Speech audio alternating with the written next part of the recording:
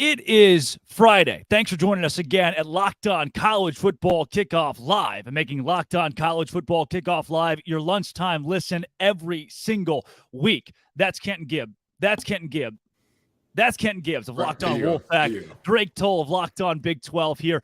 Kenton, a huge week in college football last weekend. While this weekend doesn't seem to have as many storylines, we've dug up quite a few. And the first, Alabama eliminated. So it turns out there have been some murmurs, some talks here, that this isn't your grandpa's Nick Saban, that Alabama is officially out of college football playoff contention when you look at the rest of their schedule remaining after a home loss to Texas.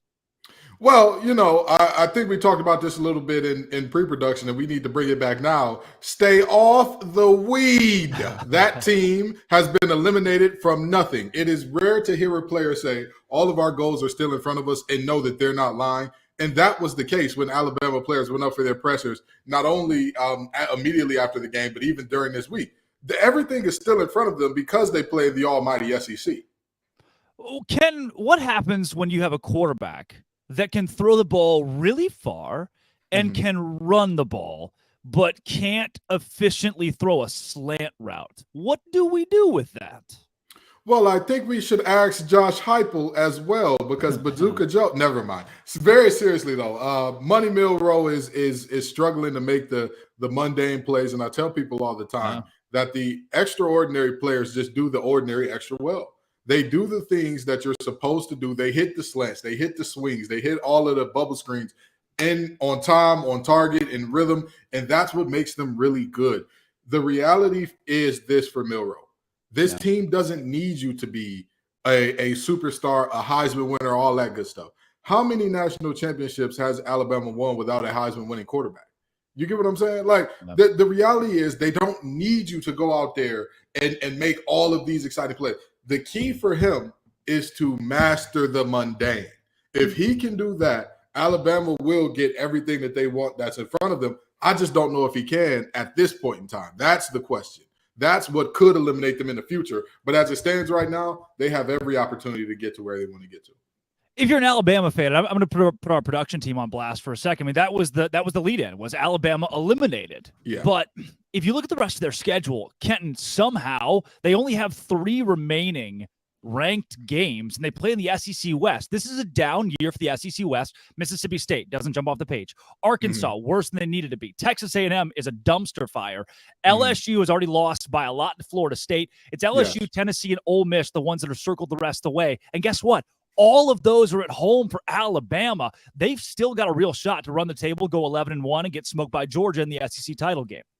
Absolutely. And there's a chance they do all those things and beat Georgia in the SEC title game. And then what's the question? What is the conversation that you have? What is the conversation that you have surrounding this team if they run the table and then find a way to beat Georgia in that SEC championship game? And I'm going to toss this back to you, Drake, because this ain't rhetorical now. Do you think that you put that team in the playoff at that point, an 11-1 or 12-1 Alabama team with a win over Georgia?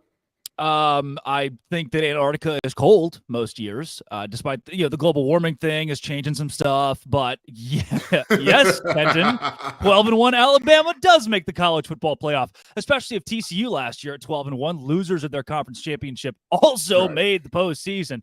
100%. And again, this is not the usual tough SEC West schedule. Let's be honest. It might not be your grandpa's Nick Saban. He's going to have to adjust to the NIL and transfer portal, the same as schools like Colorado now have done so well so early on. However, the rest of the SEC West is also kind of behind here. This is not what we're used to in the powerful juggernaut the SEC wants you to think that it is. And at this point, when you look at the rankings, look at the team strength, A&M just got beat by Miami fairly handedly. The Canes controlled that game. And guess what? I don't think Miami is that great. Not good enough to be able to beat an SEC team like that with a half-full stadium. This is not the SEC that we've been sold. Well, I was told that it just means more. I think it means just as much. I think the SEC means just as much. You know what I mean? And that's about it. But in all seriousness, I agree. This is not a year where you're looking at this team. So often when you talk about coming out of either side of the SEC, there have been years where we're like, you need to be a dominant force. You need to be perfection if you want to make it out of this side of the SEC. Now it's like, be a good team, beat the teams that you're supposed to beat, and you'll generally get there. And somebody out there is throwing their phone across the room or punching their computer or they're turning the Bluetooth off in their car because I'm an SEC fan. They're Big 12 and ACC guys. They don't know no real ball. Saying all that stuff. The SEC is the best conference in college football, and it's not close. You can have that every day of the week, twice on Sunday. That's fine. But this is not as good of an SEC as we saw 2-3 years ago, especially when the West is so down. There are only 3 ranked teams in the West right now, Ole Miss, LSU, and Alabama, and one of those already got smoked by a team from the ACC. So let's be honest, the SEC is the best conference in college football. However, it's not as good as it was a year or two ago. Can we at least meet in the middle there, somebody, please? Well, 2 of those teams actually have already been smoked by ACC teams. You know what I mean? Like, LSU got no mouse. They got tapped out. They say, at least Alabama went down fighting. LSU and Brian Kelly say, hey, listen, we're not interested in being in this game anymore. Y'all got it. We're in Orlando. We're a long way from home. The light's too bright, pissing down my leg a little bit. That's just what happened there. You know what I mean? Thank God our pants are yellow to disguise it. Looks like sweat. That's what happened with LSU, okay?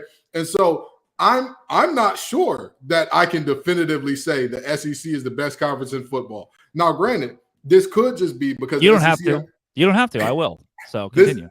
This could be because the SEC was the best by a mile in the past, and that gap has closed from a wide chasm to like, we got to look at this thing one for one.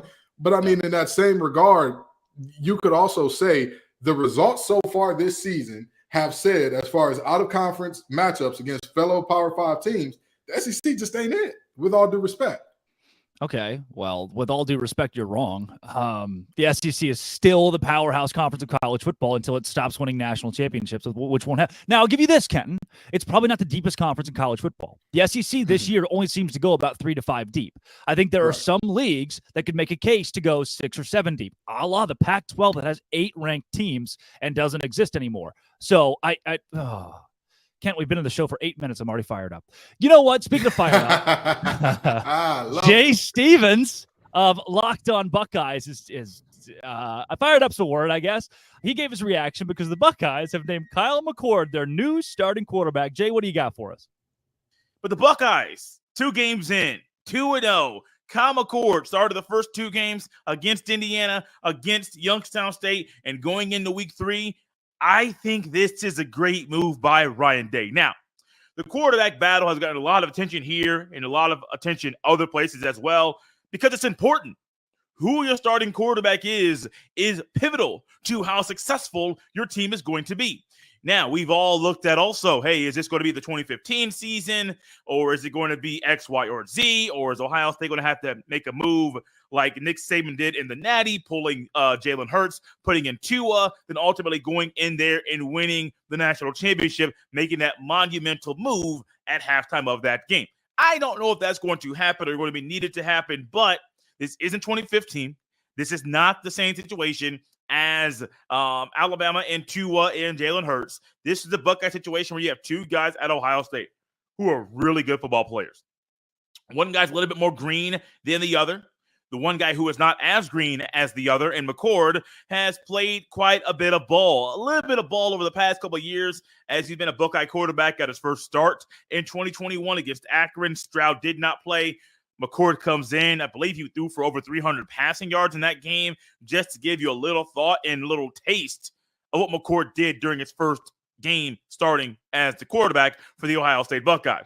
But this is different than 2021. This is a bigger, different animal. You're going into this season with a quarterback battle that is ultimately over. Now, if the quarterback battle is over, that is not the end of the 2 quarterback system that Ryan Day is possibly going to use. Ryan Day made a comment saying Devin Brown is still going to play.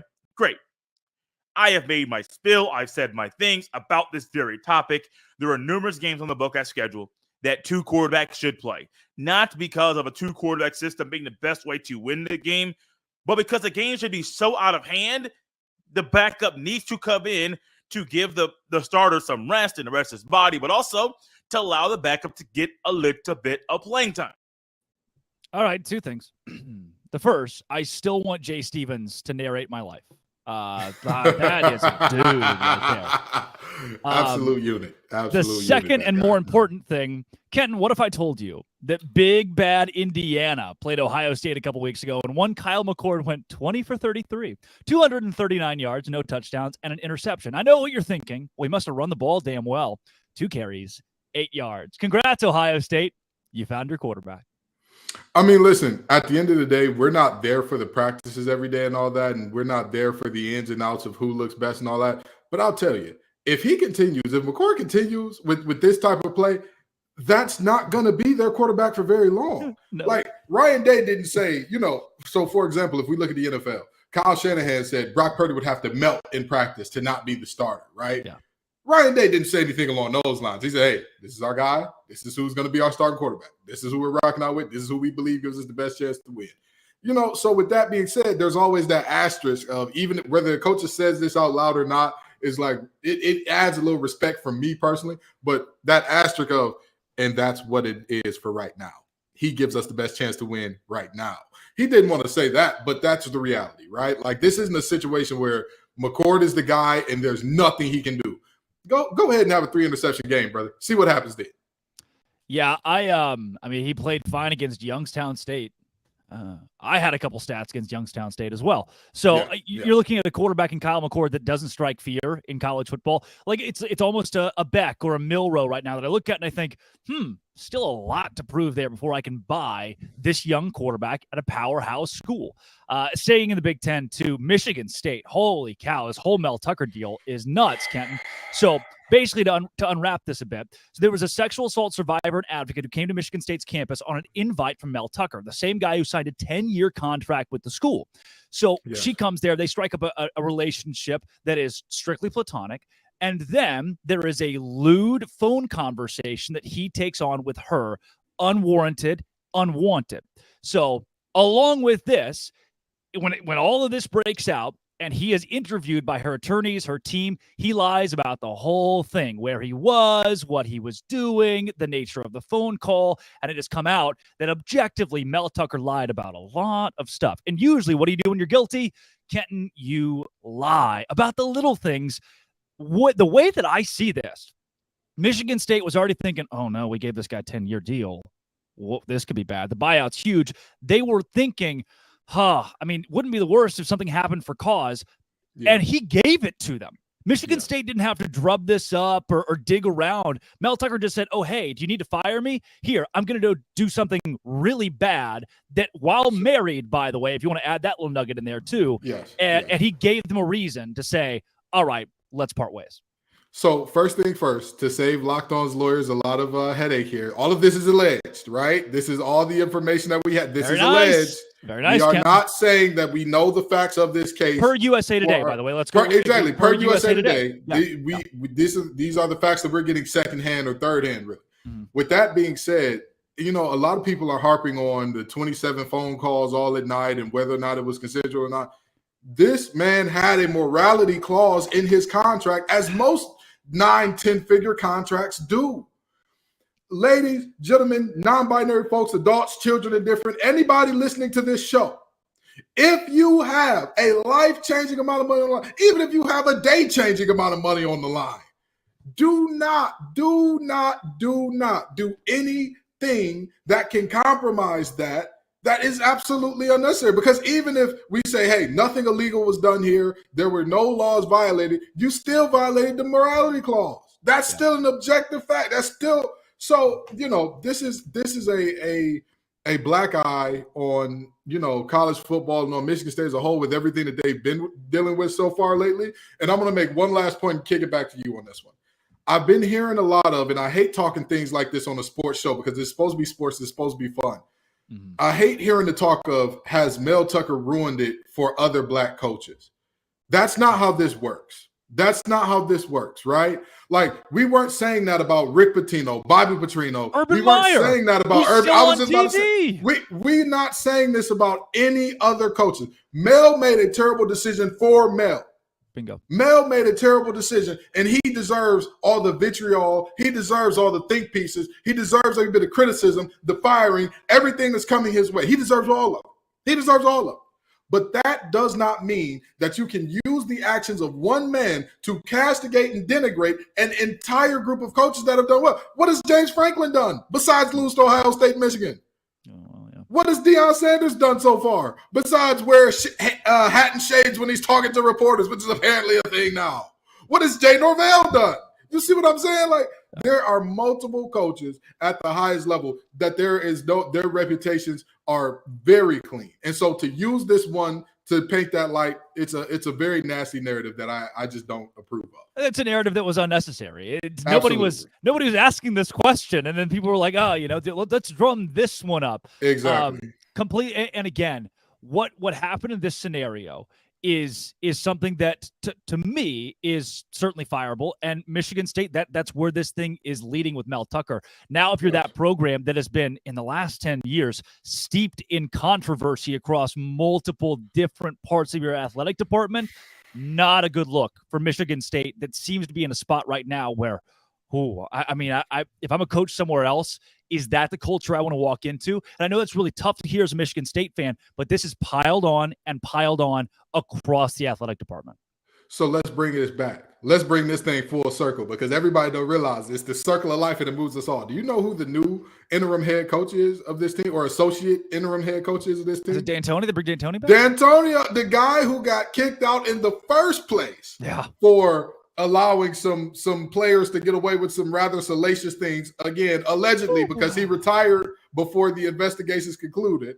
But the coach who, left under some, again, very questionable circumstances is now back.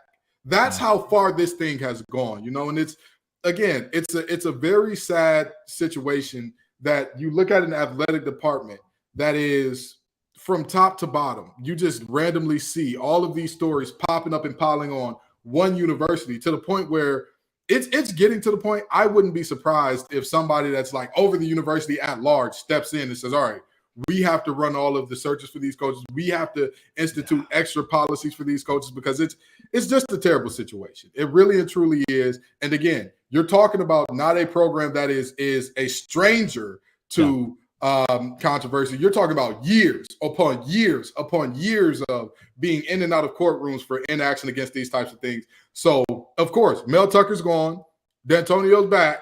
And D'Antonio's not the head coach now, but who knows where this thing could go. Yeah. Well, Kenton, let's go back to the fun stuff. Absolutely. Let's do the fun stuff. Lighthearted, awesome things that we love about sports. We've got some playoff contenders, contenders that we've talked about the last couple of weeks. This week, we're going to discuss Penn State, that always seems to be overlooked. We have their host, Zach Sako, to join us here on this show. But first, Kenton, what do you got from LinkedIn? Absolutely. Well, some folks are already, we talked about athletic directors a little earlier. Some of these athletic directors need to get in on LinkedIn College as well, because I know you're looking for a new hire. But these days, every new potential hire can feel like a high-stakes wage for your small business. You want to be 100% certain that you have access to the best qualified candidates available. That's why you have to check out LinkedIn Jobs. LinkedIn Jobs will help you find the right people for your team faster. Trust me, I am a recruiter when I'm not doing this, and I have hired folks off of LinkedIn Jobs into some of the startups that I've worked for. So I can personally vouch for this product. I've used it myself, and it did not let me down.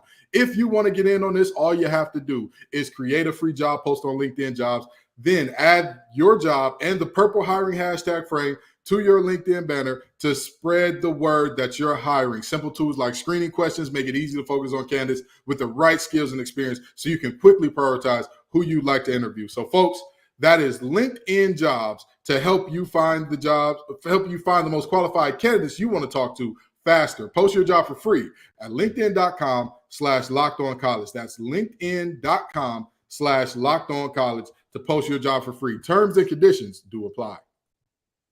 Kenton, after a couple of weeks of college football, it seems that the public has eliminated Alabama and Clemson from contention. So who is still in that picture for now? Let's bring in Locked On Nittany Lions, Zach Sako.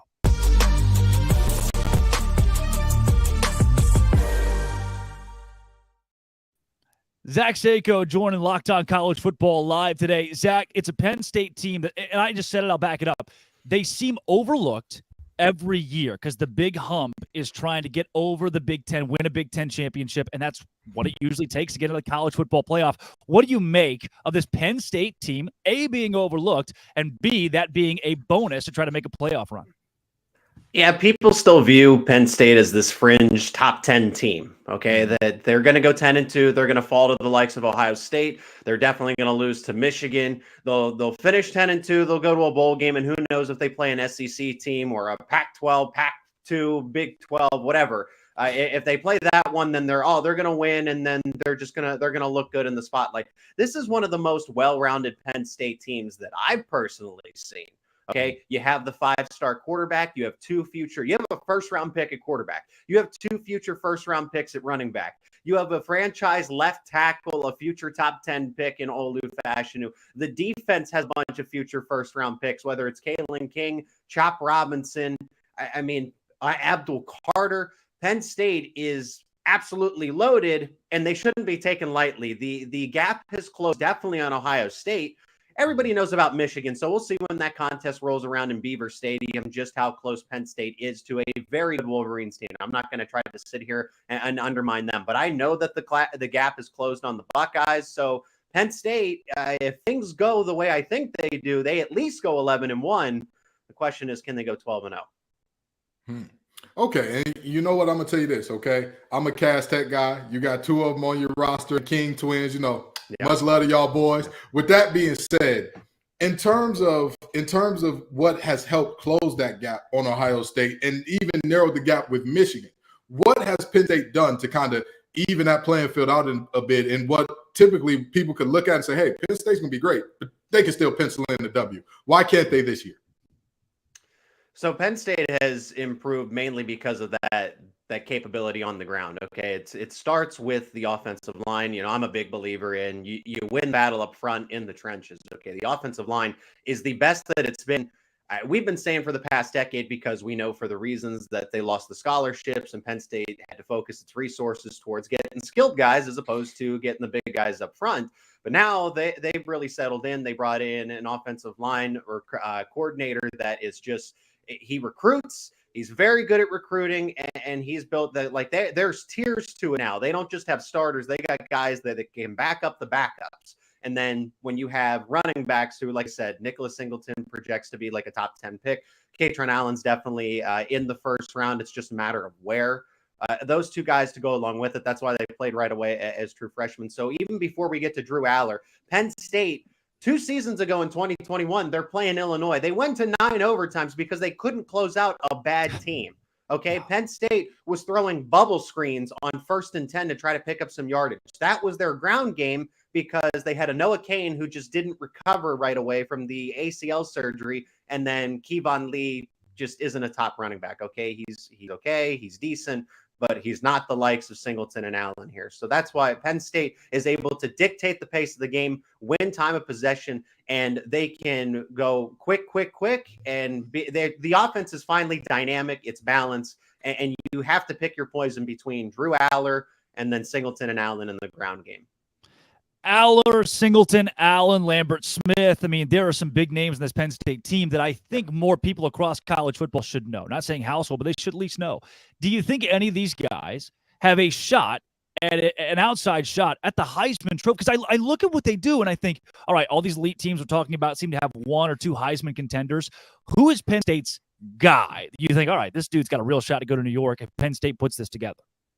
Aller or Singleton, say now the discussion for Penn State has been where the explosive runs been, where are they coming from, when are they going to be here? The wide receivers have let them down in terms of downfield blocking because Nicholas Singleton is that big play player for out of the backfield. Katron Allen, I would say, is a Heisman hopeful, but because Singleton can break off the 80-yard touchdown at any point in time, he's got the speed to do it. I would say that he's the more talented of the 2. It's no disrespect to Katron Allen, but Singleton does have that big play ability, and right now he leads the team in rushing touchdowns. For Drew Aller, you got to look at the stat line for Drew Aller. He's been extremely efficient. No turnovers, no interceptions. Granted, it's West Virginia, it's Delaware. Illinois will be the first true test. Then you got a much better defense in terms of Iowa just right after that in the whiteout. So Drew Aller is really going to get a chance to back up the pedigree. and say, okay, it's not just inflated because we're playing teams that are significantly lower than us. You know, I'm as good as advertised. My completion percentage is through the roof. I'm not turning the ball over. I look like a veteran quarterback. And then those passing, he threw for 325 and 3 touchdowns against West Virginia in week 1 because they had to. West Virginia sold out for the run, and Drew Aller showed out. So those are the 2 guys if you're going to look for Heisman contenders on this Penn State team. Absolutely. And in terms of who's a guy that nobody's thinking about, you know what I mean? Who's a guy that the nation may not know, the nation may not be thinking about in terms of right now in those, you know, first round draft pick conversations that you say, this guy could be an X factor. This guy, if you're watching a big game, you're watching that Michigan or Ohio State game, this guy could be the guy that make the play that wins us the game. Don't be afraid to say Kobe King. I wouldn't be mad at you. I wouldn't be mad, you know. So just because there are some guys that just don't get the due respect that are above him right now, because I like Kobe King a lot. Okay, I think he's someone that I've raved about the 3 linebackers that they have on the field all at the same time. So I'll pivot to his linebacker counterpart, and that is Curtis Jacobs. Curtis Jacobs was left off award watch list, and then NFL scouts have quietly said, "Hey, this guy is a top 5 linebacker in next year's NFL draft." So it's like, what are you doing at the college football level when you leave a guy off of award watch list and the NFL scouts are saying, no, this guy's pretty good. We could take him probably early on day 2, maybe on day 1, depending on how the combines go and everything else. But he's had double-digit tackles. Everyone likes to talk about Abdul Carter because he wears 11, flies all over the football field. But Curtis Jacobs has quietly been the linebacker that's really held the glue of the defense to add on top of what they already do with the blitzes and the explosiveness. The veteran coming back could have went to the NFL draft last year. Now he's going to be a top 5 linebacker prospect for 2024. So that's an unsung hero. As far as offense, I'll go with the tight ends, Theo Johnson and Tyler Warren. They're co-starters. They've been running a lot of 12 personnel, having 2 tight ends on the field at the same time because you can't keep them off. The offense is able to be built with the fact that they can do so much more. So they've been quiet in the passing game because Penn State's needed them to just be a helping hand when it comes to blocking, right. And that's fine. But Theo Johnson has been talked about as a unicorn because he's 6'6", 260, and the way that he runs is very you just have to see it when you watch the game. Very fast when he does go out there for a pass. And then Tyler Warren, described by CBS Sports as the best secret in college football, so I'll take their word for it. Yeah, absolutely. Zach? Well, us media guys know nothing. Drake is 9 toes down about this to tell you we know nothing because he lost a toe saying that Clemson wasn't going to lose to Duke. But I got it back. Yeah. But I got it back when Texas beat Alabama. Ken. So Zach, 10 toes now. Before we get you out of here, the thesis, the 15-second thesis, if somebody's going to know about this Penn State team and why they should go to the college football playoff, it's always been losses in the big games and maybe one slip in a small game. What makes this Penn State season different?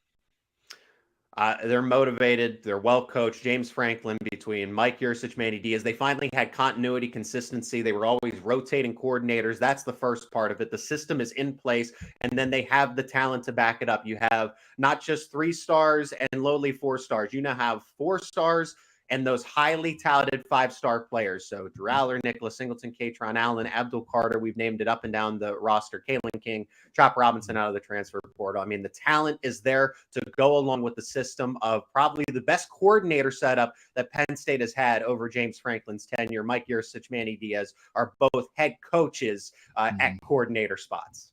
That's Zach Seiko, Locked On Nittany Lions. Zach, thanks for joining Locked On College Football Kickoff Live. Absolutely. Thanks for having me.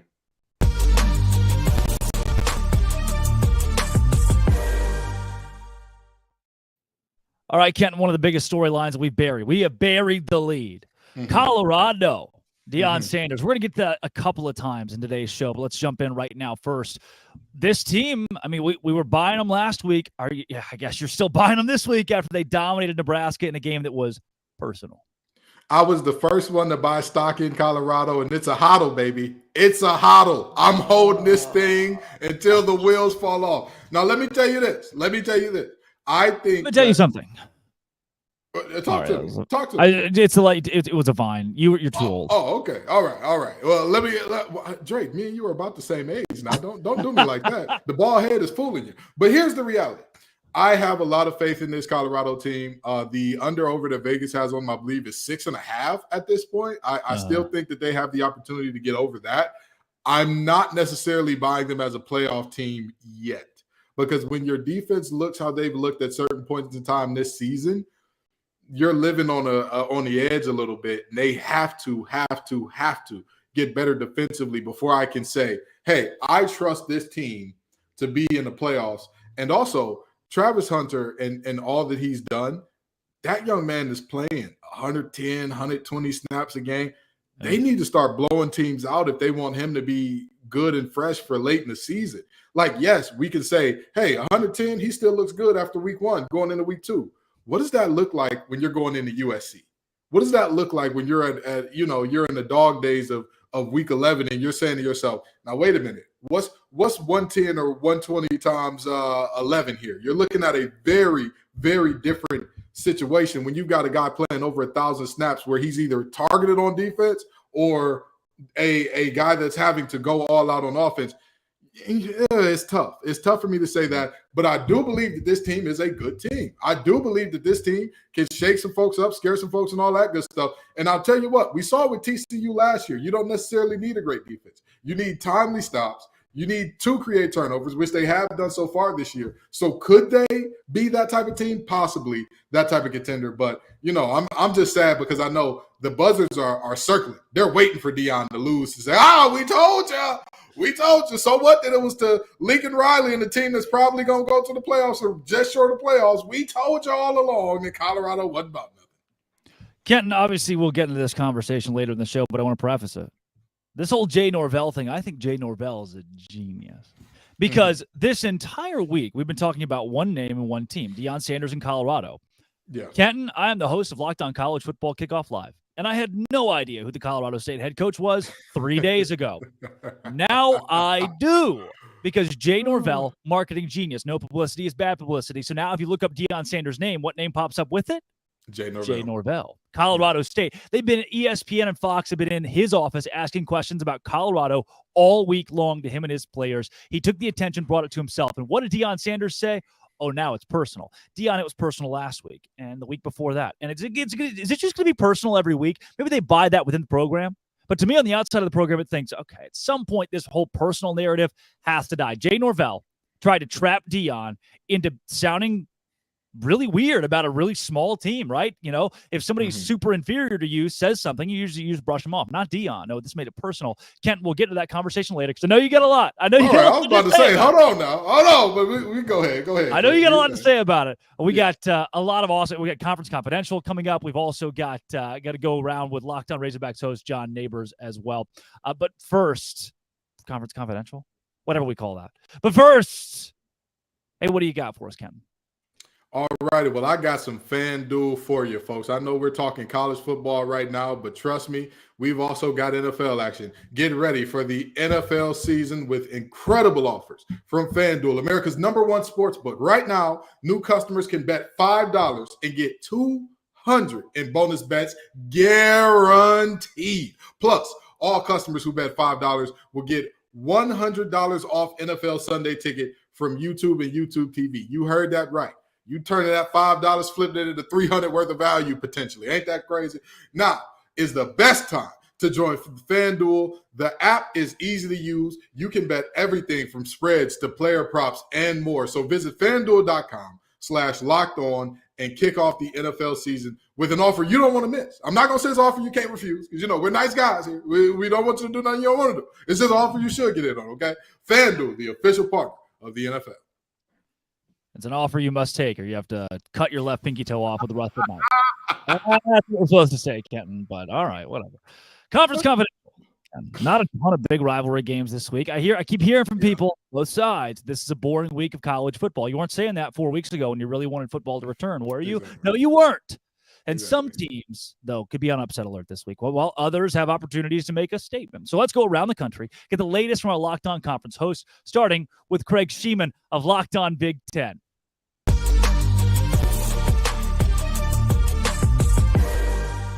So this weekend, both Big Ten coaches in the state of Michigan are suspended. It's been a crazy time in Big Ten country. Of course, Mel Tucker will not be on the Michigan State sidelines because of accusations of sexual harassment. So on Saturday, assistant Harlan Barnett takes over with an assist from former head coach Mark D'Antonio, who's coming out of retirement for this game against the Washington Huskies, who come in with Heisman hopeful Michael Penix Jr. at quarterback.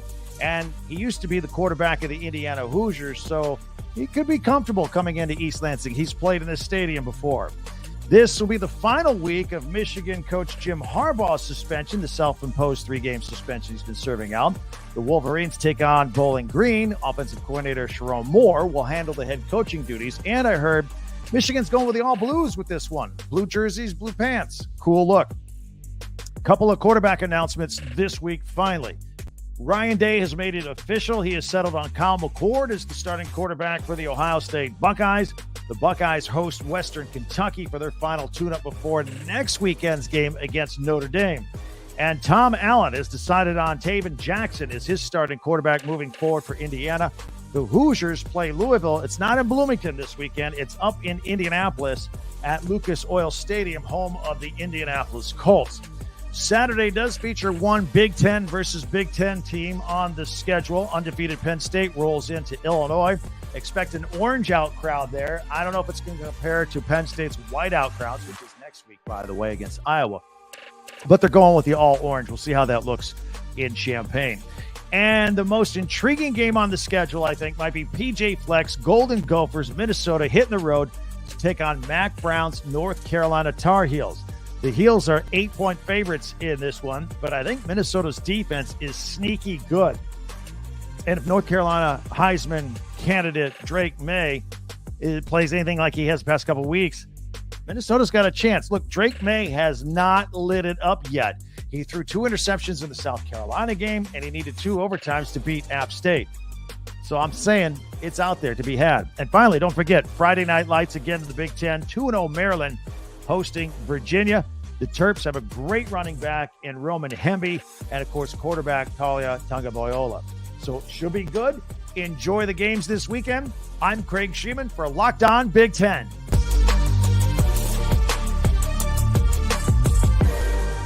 What's up, everybody? Candace Cooper here, Locked On ACC, and here are the games that you should check out from my conference. The Backyard Brawl, always a doozy. Fielder Kovic is new to this game, but Pitt Panthers are not.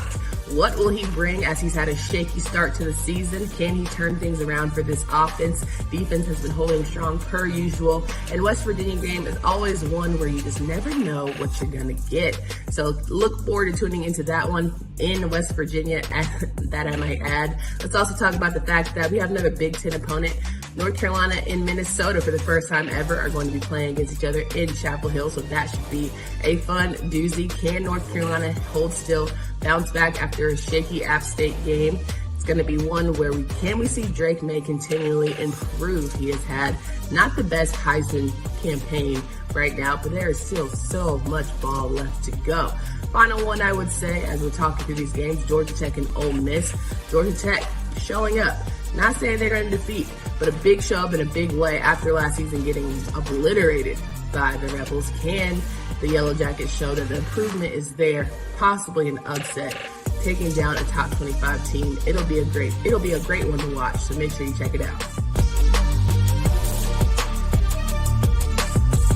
Well, this week's slate in the Pac-12 doesn't quite match up to Week 2's non-conference affairs, but still some games that bring a lot of intrigue to our beloved Conference of Champions. Spencer McLaughlin here for Locked On Pac-12. The only Power 5 matchup that anyone's paying attention to in the Pac-12 this week is Washington at Michigan State, which now has external factors at play, and you just wonder, is a team going to play inspired or defeated when an interim coach is inserted? Washington has been really impressive through 2 weeks so far. They stumbled in the first quarter against Boise State, a little in the second, then they found their footing and they won that game comfortably. Tulsa never had a chance playing in Seattle, but Washington has a chance to go and make a statement on the road at Michigan State. They're a big favorite, and they have become a greater favorite since it was announced that Mel Tucker would not be coaching the game in East Lansing on Saturday. But the Huskies, nevertheless, are playing their first Power 5 opponent of the year. They've taken care of a couple of G5 opponents pretty handily. They haven't struggled in the fourth quarter of either of those games, but on the road, hostile environment against a 2-0 football team, we'll see what Michigan State is able to give them. Last year in Seattle, the Huskies really controlled the game from the early portions of it, and then Michigan State made a late surge, but never truly threatened to get back into the winning side of things against the Huskies. So if they go in and dominate the way that a lot of people expect expect them to, they will solidify themselves as a conference contender and a college football playoff contender here in 2023. A couple other games to note. Fresno State goes to Tempe. Fascinating game because the Bulldogs out of the Mountain West are favored against Arizona State. They're a 3-point underdog. That might be a candidate for the Pac-12 prime picks this week. ASU playing their third straight game at home, looking to get over 500 once again under first-year head coach Kenny Dillingham. And Arizona comes back home after a great fight against Mississippi State last week to play UTEP. I think they could win that game over the Miners. Really, really big. That's a rundown for the Pac-12 this week. Catch Locked On Pac-12 on YouTube and wherever you get your podcasts Monday through Friday all year long.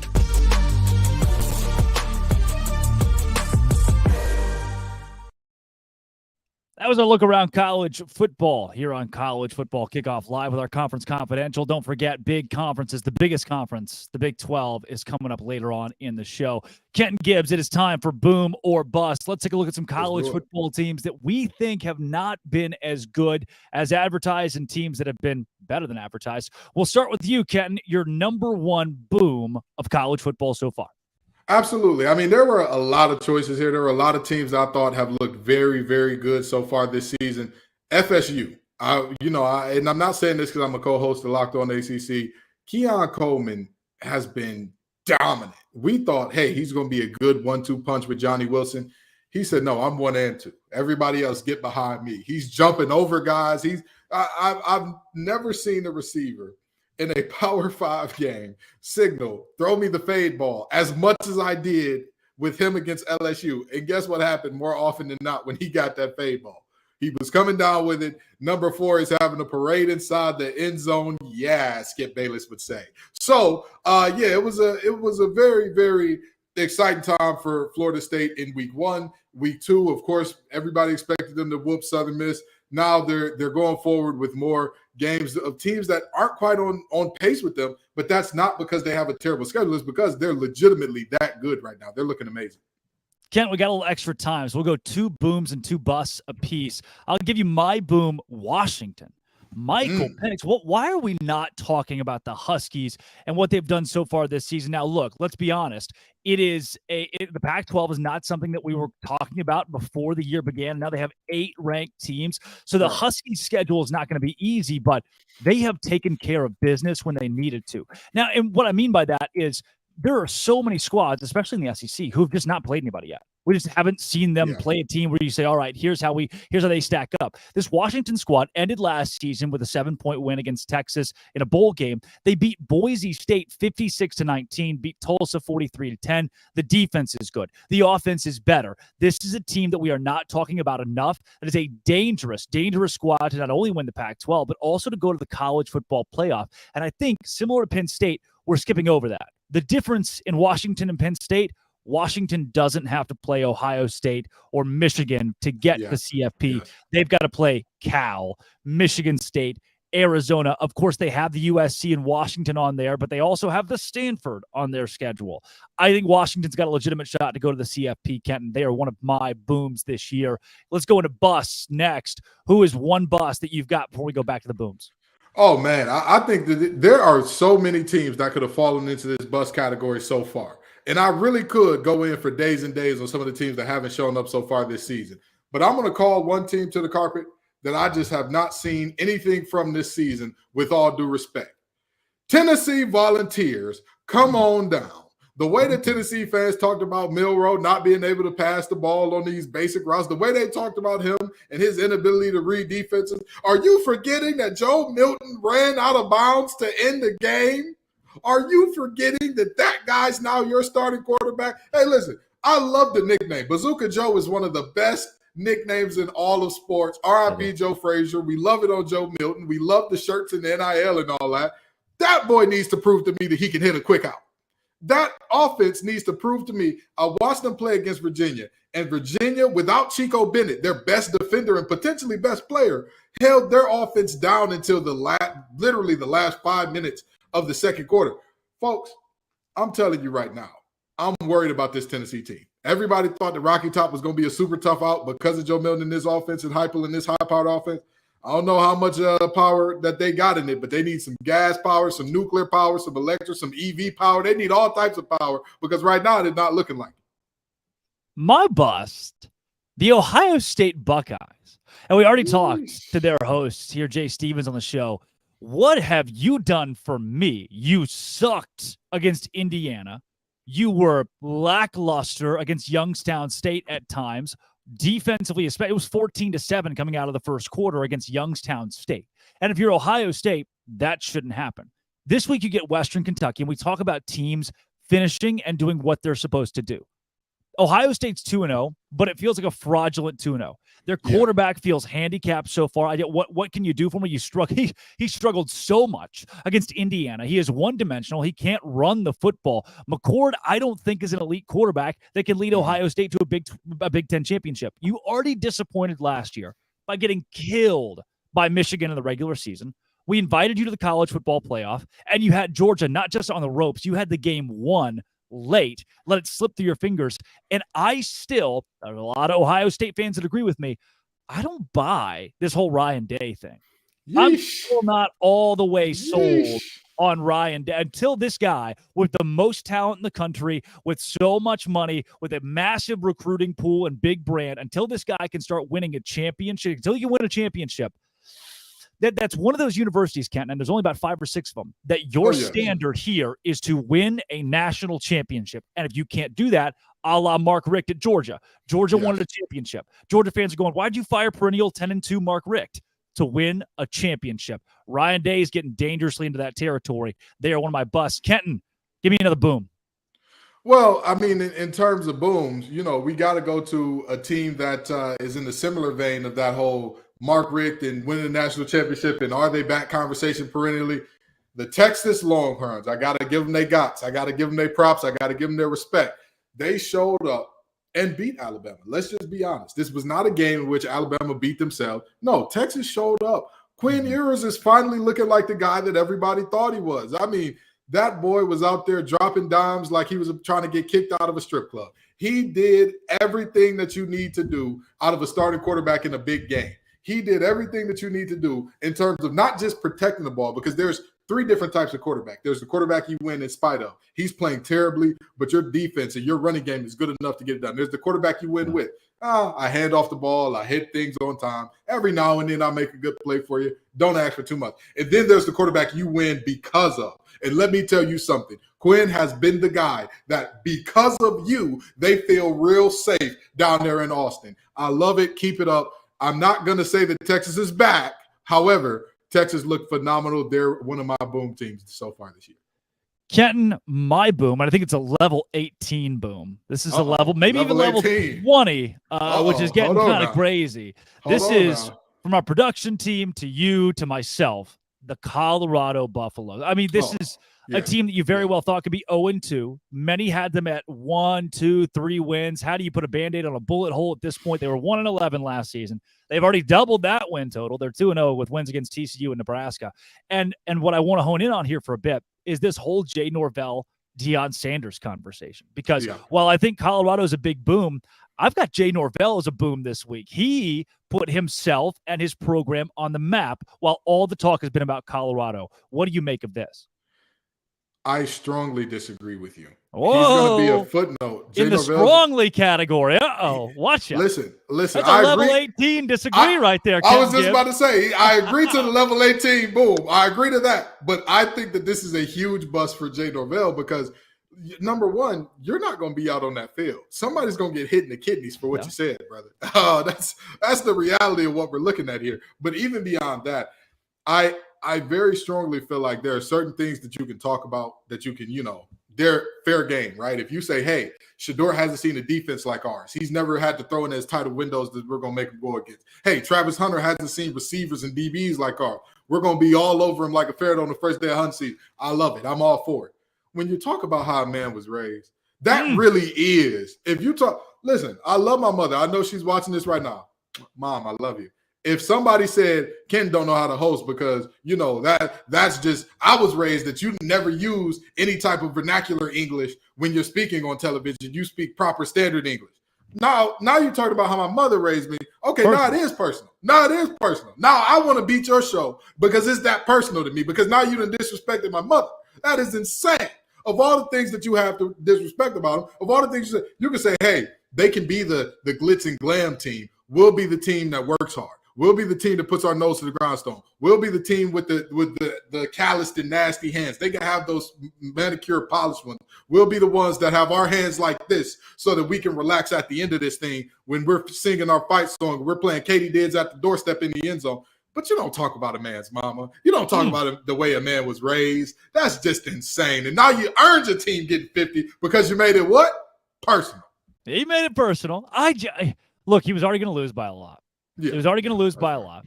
And Deion, what was going to happen was Deion was going to dig up 3 weeks ago. Jay Norvell probably said, I think the biggest game on our schedule is Nevada, because that's the game that matters to them probably. Yeah. And Deion was going to pull that and be like, they don't respect us. They don't give us any love. Like Colorado State's overlooking us. He would take it out of context, bring it to his team, and try to make it personal. He was already going to do that with something small. Jay Norvell said, no, don't dig. I'll just give it to you. We're already going to get it just beat out of us. We're going to get killed.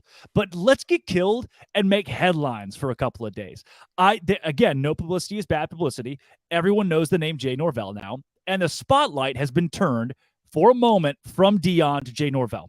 How does Deion respond? Of course, saying it's personal, which is the same thing he said last week and the week before that. This is like a reoccurring thing for Deion. And Jay Norvell just said, look, if it's personal for you, it can be personal for me. I take my glasses off and take my hat off when I sit down. That's how my mama raised me. I mean, he did not, which like Matt Rule, right? Matt Rule cowered down and, he didn't double down on his words on game week. Jay Norvell said, I'm going to make it very apparent what I think about Colorado. I'm not going to dance around it. You think he's the big bad bully? Look, I can come to the table too with my own disrespect. And to me, that shows some cojones from a guy who already knew he's going to get his rocked. Oh, absolutely. Listen, I'm never going to say that he didn't pull a bold move. That if you're asking if it was bold, that's a level 100 lock. That was extremely bold, okay? I was Batman the Brave in the Bold, for those of you who remember that show. But with that being said, was it smart? Was it advantageous for his team? Absolutely not. Absolutely not. Again, this was already going to be a situation where I'm sure the dogs were going to be called off and Travis Hunter was going to be in a hot tub by the middle of the third quarter and whatnot. But to me, again, there are certain things that are inbounds, in play. You can go for it. You can, that's college game day stuff, sign stuff. Like that's not real football stuff. That's not real. Let's talk the on the field going ons and happenings stuff to me. And I'm very much so one of those guys. It's like, keep it on the field. Any problem I have, and if I have a problem with you off the field, let it be between me and you as men. Let it be between. Don't bring my wife into it. Don't bring my kids into it. Don't bring my mama into it. Those are things to me that when you bring that in there, even if he was just doing his job to sell the fight, right? Because we've all seen this with boxers and UFC fighters. Like, If you talk to the guy, he's the most humble guy in the world and doesn't really like doing that. But he's like, hey, I talked the way I did because I needed to sell the fight. Sure, you don't sell the fight with mama. You don't sell the fight with mama because now we fighting here and in the ring. We gonna fight here first, and then you're gonna get whooped on in the ring. But for him, Deion is an old man. He ain't gonna put hands on you. He just gonna say, hey, Travis, go deep. Hey, Shador, hit Travis behind that 5'8" corner that runs a 4.7. Go ahead. That's what we're going to do. Well, Jay Norvell asked for it. He's going to get his. He was already going to get his. It will now be doubled, and a level 18 lock can be Colorado minus 24 or whatever it is. Because Deion Sanders is going to make sure, because it's what? What was that P word? Personal. It's personal. It's personal for Deion Sanders. And Kenton, if you were to ask Deion Sanders, hey, Deion, what's your LinkedIn profile? What would he think? What word would he use? It starts with a P. Well, you know what it would be. Personal. It would be personal if you asked Deion Sanders for his LinkedIn handle, but it wouldn't be personal if you asked me or you for ours, because we love LinkedIn, right, Kenton? Absolutely. Folks, I've talked to you about this before, and I'm going to talk to you about it again. As a recruiter, I use LinkedIn Jobs regularly to find folks. And why would you not do it, right? These days, every new potential hire can feel like a high-stakes wager for you and your small business. You want to be 100% certain that you have access to the best and most qualified candidates for your jobs. That's why you have to check out LinkedIn Jobs. LinkedIn helps you find the right people for your team faster and for free. We all love free. Free. That is what we all love, folks. All you have to do is create a free job post on LinkedIn Jobs, then add your job and the purple hiring hashtag for hiring frame to your LinkedIn profile to spread the word that you're hiring. Simple tools like screening questions make it easy to focus on the candidates with just the right skills that you want to talk to faster. You can prioritize them right away so that you can cut through some riffraff and some unwanted applications. It's why small businesses rate LinkedIn Jobs #1 in delivering quality hires versus leading competitors. So, folks, go to LinkedIn Jobs because it helps you find the qualified candidates you want to talk to faster. Post your job for free at linkedin.com/lockedoncollege. That's linkedin.com/lockedoncollege to post your job for free. Terms and conditions do apply. We are approaching noon o'clock on the East Coast. That's Kenton Gibbs of Locked On Wolfpack and Locked On ACC. I'm Drake Toll of Locked On Big 12. Thank you for making Locked On College Football Live your lunchtime listen every single Friday. We are live from 11 a.m. to 1 p.m. Eastern Time, talking all things college football, the biggest storylines from last week and the biggest games coming up this week, and the best bets. Because right now it's time for Sell Me Why, where we bring you the wildest lines, the best lines, the lines that you need to know this week, and why X team will cover. The number 14 LSU Tigers travel to Starkville, Mississippi to take on the 2-0 Mississippi State Bulldogs. The Tigers are 9.5-point favorites in that one, 9.5 by the hook. Here's Caroline Fenton of Locked On LSU to sell you why the Tigers are going to cover 9.5. I'm Caroline Fenton, a host of Locked On LSU, and this is why I think my Tigers will cover the 9.5 on the road at Mississippi State this weekend. First and foremost, I feel like this LSU offense is starting to figure things out. Jaden Daniels throws a career-high 5 touchdown passes against Grambling this past Saturday, plus LSU may have just found its go-to workhorse back in Notre Dame transfer Logan Diggs. He had a massive game on Saturday night, rushing for 115 yards on 15 carries and a touchdown, and he looked really good doing it. On the defensive side of the football, Harold Perkins looks like he is back. Against Florida State, Harold Perkins wasn't much of a factor. LSU moved him on the inside. They wanted him to play inside linebacker, but we have seen that Harold Perkins is at his best when he's on the edge. So he played a majority of the snaps on the edge against Grambling, and I expect him to play there against Mississippi State as well. But I'll have a full breakdown of this LSU-Mississippi State matchup on the Locked On LSU podcast, available wherever you get your podcasts, and of course, on the Locked On Network, your team every day. Yeah, Kenton, this game to me, LSU lost to Florida State by a lot of points. Take some of the moxie out of what this program has. And people, as they do in college football, are already questioning Brian Kelly because that's what we do now. After 14 games as a head coach, the guy's not ready. He can't handle it. Against a Mississippi State team, granted it's on the road, at 11 a.m. on ESPN. This is the one game that just feels like a snoozer where LSU wins at 24-14. You look back and go, they covered, but I didn't really enjoy watching that. You know, I'm going to tell you this, okay? The segment is called Sell Me Why, and I want it that way in terms of believing that LSU is going to cover this. I think that this is a fairly easy one. I mean, here's the thing. Mississippi State, they are, they've been through a lot in terms of the loss of Mike Leach and kind of recovering from that and kind of growing from that. And I don't see this as a team that's quite ready. I don't see this as a team that I'm saying, hey, I deeply believe that this Mississippi State team can get a win done here. I just don't. I'm sorry. Say what you want about me. I have seen nothing from Mississippi State to say that this is a really quality team. And with that being said, I want to take it here for a minute. Yes, LSU got tapped out by Florida State. Absolutely. No ifs, ands, or buts about that. But do you know what happens with a lot of teams in college football? And this is something that I stand by. Nobody's going to get me to come up off of. A lot of teams are front runners, and that's what LSU is. They're a front runner. They're a team that when they're up and they get you down a little bit, they're gonna have fun. They're gonna have a party on you. They're gonna do all the things. Can they get up on Will Rogers and this Mississippi State team? Absolutely. Now, the thing is, you have to get to Will Rogers early. You cannot let Harold Perkins be doing this Mike linebacker nonsense. Brother, put your hand in the dirt and go get the QB. That's what you do. That's where you're going to make your money in the league. So let's stop playing around. You go do your deal, get to Will, and you'll be just fine. But if LSU plays around, then hey, Caroline, I'm sorry, but I'm sorry, Miss Fenton, but the Bulldogs will look for real. Yeah, I think you've hit the nail on the head here. If LSU brings its family into Starkville and struggles, think about how consequential this game is. Mississippi State loses. All right, sweet, they lost. LSU loses or doesn't cover or looks bad, the sky is falling in Baton Rouge because that's the way things go at LSU. Everything's an overreaction for the better or worse. Kenton, we're not going to stop there with tell me why. Number 11, Tennessee is headed to the Swamp to face LinkedIn Billy. And the Florida Gators, where Tennessee is currently favored by 7.5 points. The same Florida team that got smoked by Utah. Here's Eric Kane of Locked On Vols to tell you why the Vols will cover.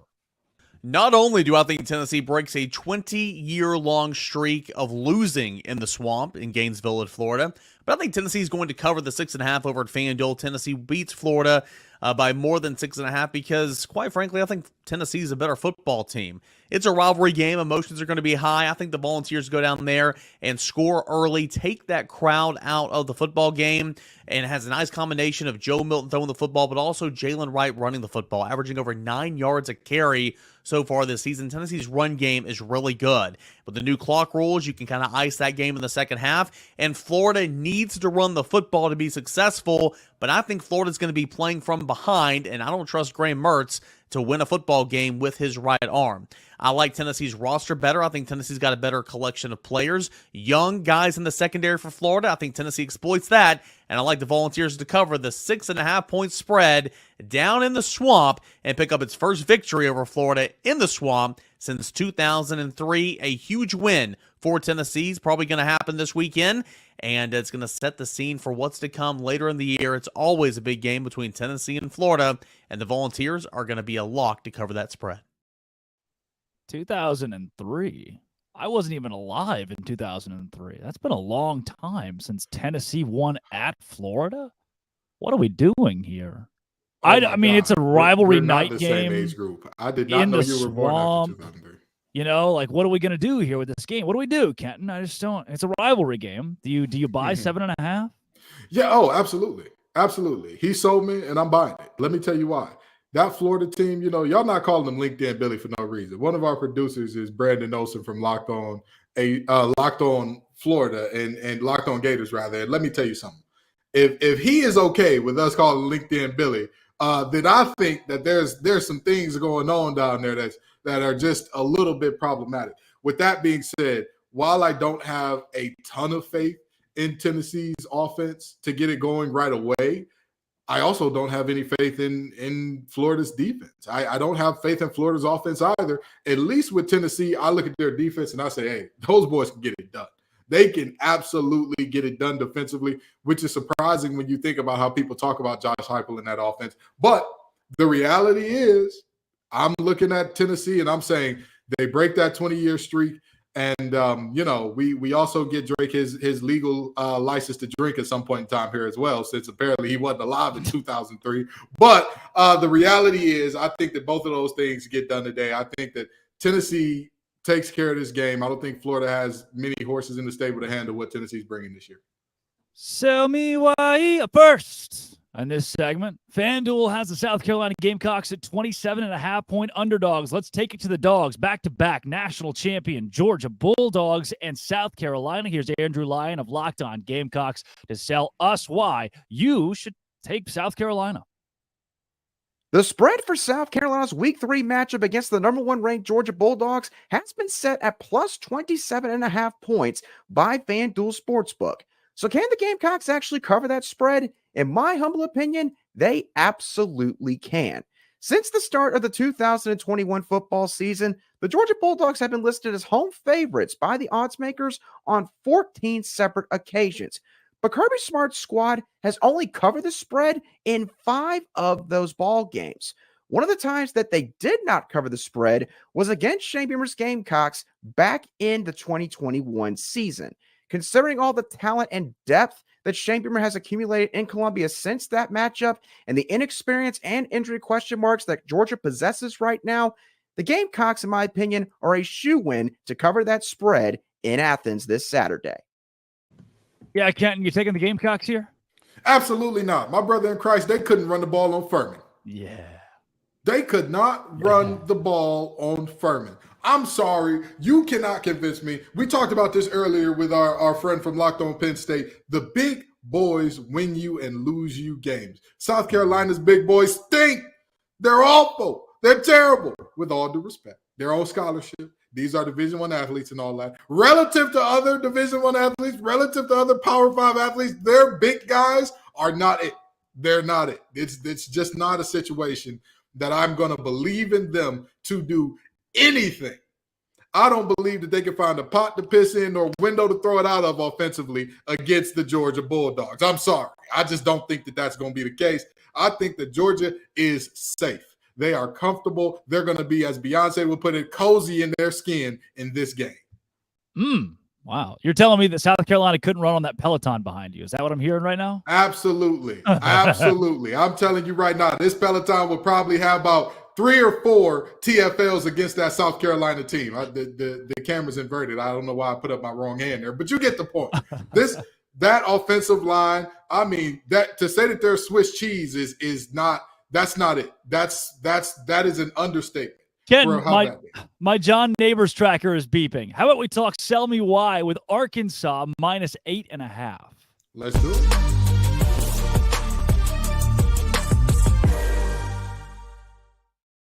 John Neighbors of Locked On Razorbacks joining us here. John, Arkansas and BYU, the Hogs, after a big win over the Cougars last year in Provo, now host that same team, but without Rocket Sanders. Sell me why Arkansas minus 8.5. Well, I believe because his name is KJ Jefferson. And as long as you have KJ Jefferson, I mean, anything's possible with that guy because he can run it, he can throw it, he can truck you, he can do so many different things. And it's really going to be about his game and really the season. This team is going to go as KJ Jefferson goes. When he has KJ Jefferson type games, they're going to win. And I believe he's going to win this, have a great game in this one. And I think Arkansas is going to win this game. You know, I just want to ask this. We talked about this in terms of knowing the guys who are not as national household names in the past on this show. I want you to help me out. Who are the guys that we're going to see all over the place in this game that maybe the nation isn't used to and some of our viewers wouldn't know about? I always love Isaac Tesla, not Tesla, Tesla. But he is a wide receiver transfer that a lot of players or a lot of teams were after.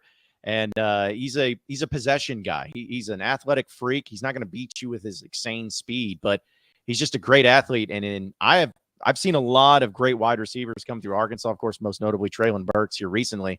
And I don't think I've ever seen, though, a wide receiver like Tesla who catches everything that's thrown to him. I mean, it doesn't matter how low it is to the ground. It doesn't matter how outside it is. It doesn't matter where it's going to be.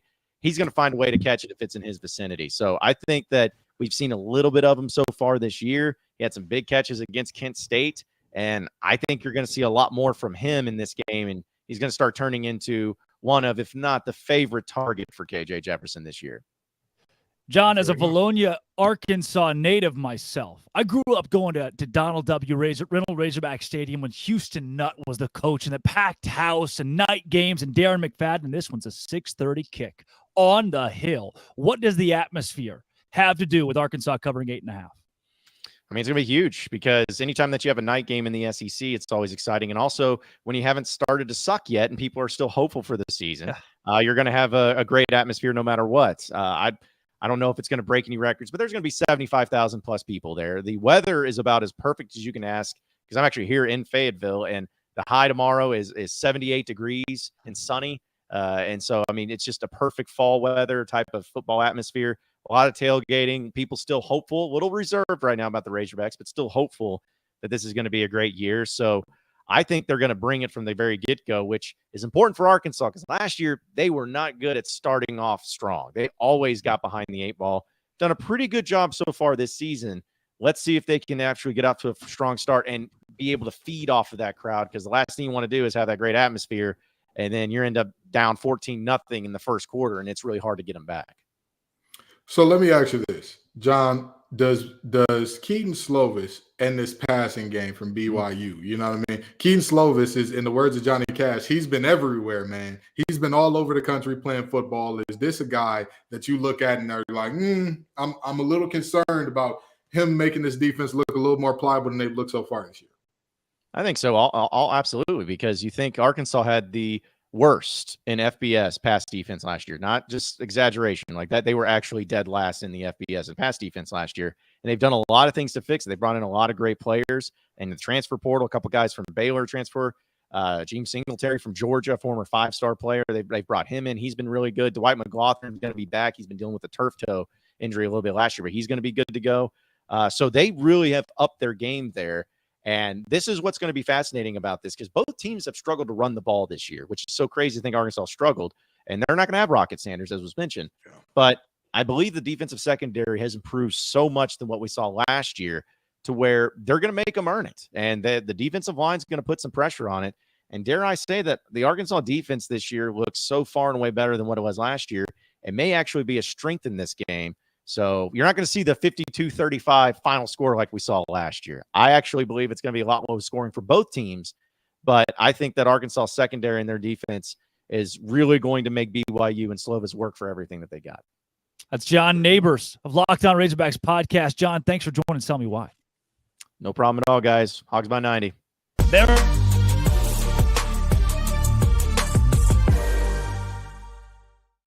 That was Sell Me Why. Kenton Gibbs. I feel sold on a couple of these. South Carolina, you feel very sold on. Arkansas, -8.5. Seems like a snoozer to me, like a 24-17. That's kind of what John sold me on here. It's like a 24. So I don't know. 90 feels a little much, but I'm sold on a few of these at least, and I will be certainly using those at FanDuel.com. Speaking of FanDuel.com, Kenton. Absolutely. Folks, we're talking about college football, and obviously we want you to, make some money there too, but get ready for the NFL season with some incredible offers from FanDuel, America's #1 sports book. Right now, new customers can bet $5 and get $200 in bonus bets guaranteed. Plus, all customers who have bet $5 will get $100 off NFL Sunday Ticket from YouTube and YouTube TV. Now is the prime time to join the FanDuel movement. The app is easy to use, and you can bet on everything from spreads to player props and more. So visit FanDuel.com/lockedon and kick off the NFL season with an offer you will not want to miss. FanDuel, the official partner of the NFL. Kenton, we heard earlier from our hosts of Locked On Big Ten, Locked On ACC, Locked On Pac-12, all that we can expect from those conferences this Saturday. Let's go around the country again to get the rest of the conference picture, starting with, to be honest with you, Kenton, I don't know if I've said this, not publicly at least, but I will never forget the last words that my grandfather said before he kicked the bucket.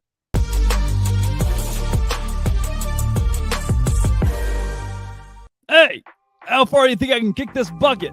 Oh, get it. I am so excited for the Big 12 this week because the rest of college football seems pretty darn boring, but not us.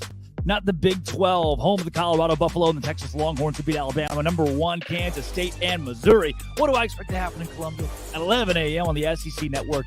Boy, this is one of those that you don't really watch because it's on the SEC Network. You're kind of in your car, you're driving somewhere, but you look at the score updates, and then you think at halftime, ooh, 21-3 Kansas State. That's not good for the SEC. It is not going to be good for the SEC. Final score, somewhere in that 35-17 range. Kansas State is going to win this game by as many points as they want to. They are 5-point favorites, and they absolutely beat Missouri this week. Some other interesting matchups. Did you know Iowa State's a 3-point favorite against Ohio, over under 42.5? I love the under here. 3-point favorites against Ohio. Iowa State on the road. I hope they win that one. The really big, one of the really big spreads that I am shocked by, South Alabama is playing at Oklahoma State. Oklahoma State just 7-point favorites. Why are there so many weird lines this week?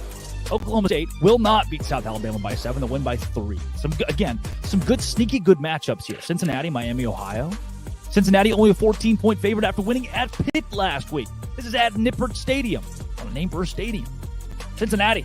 -14. I don't know why I'm giving you bets here, by the way, on these matchups that I'm breaking down. I love Emory Jones, the quarterback for Cincinnati, is great. Some of the bigger games as well. Arkansas hosts BYU. This was a shootout last year that BYU ultimately lost. I think BYU probably loses again this week as well, but we're not going to be able to tell much about the Cougars. Are they good?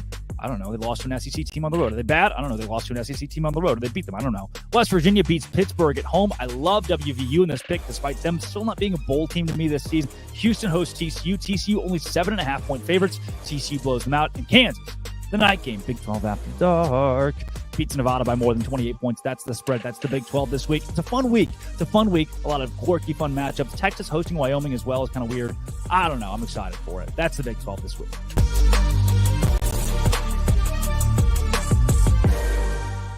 Three big conference games in the SEC this weekend. We start with number 14, LSU at 2-0 Mississippi State. Surprised. LSU opened at a 9.5-point favorite on according to FanDuel. I thought it'd be closer to 5 or 6. LSU leads the SEC at 540 yards of offense per game, but State running back Woody Marks, he leads the SEC in rushing through 2 weeks. LSU has won 20 of 23 matchups. I like LSU to win, but State to cover. Also, it's 1-1 South Carolina at number 1 Georgia. Gamecocks around a 4-touchdown underdog. Spencer Rattler completing 83% of his passes this year. He's been solid. Yes, he was sacked 9 times in the opener against UNC, but Georgia only 1 sack through 2 games played so far, and that was Tennessee Martin and Ball State. If the Gamecocks can keep Rattler upright, I think they cover that massive point spread, but I think the talent of Georgia wins down the stretch. Georgia on a 19-game win streak, that expands to 20. Lastly, the SEC game of the week, it's number 11 Tennessee at 1-1 Florida. The Gators only a 6-point home underdog. Danger spot for Tennessee. Joe Milton has not set the world on fire through his first 2 weeks since taking over for Hendon Hooker last year. The Vols have dropped 9 in a row at Ben Hill Griffin. 20 years since the Vols have won in the Swamp. Both teams expected to get their starting centers back. That should help Tennessee's tempo and Florida's run blocking. I think this one is close. If you're looking for a bet, why not take Florida on the money line? Straight up upset. Why not? Would be a massive win for Billy Napier and crew. For more, check me out on Locked On SEC.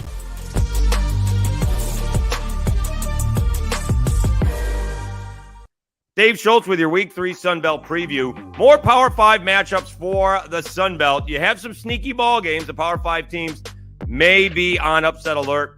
Georgia Southern heading to Madison to take on Wisconsin. Old Dominion actually hosting Wake Forest.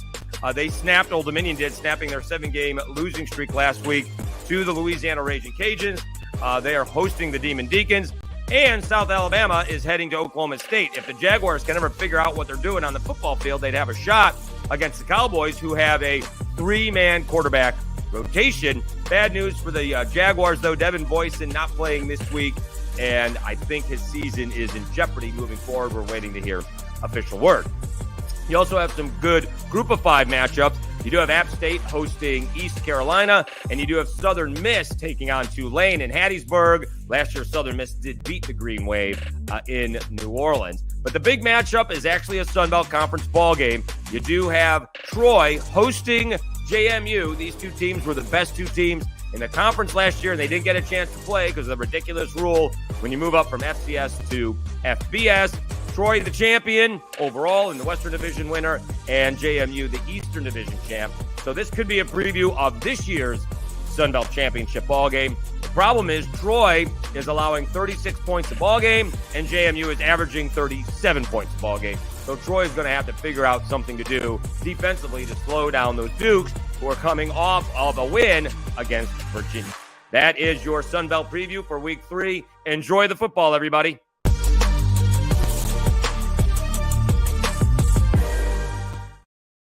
Kenton Gibbs, a look around college football there. We've done both of our conference confidentials.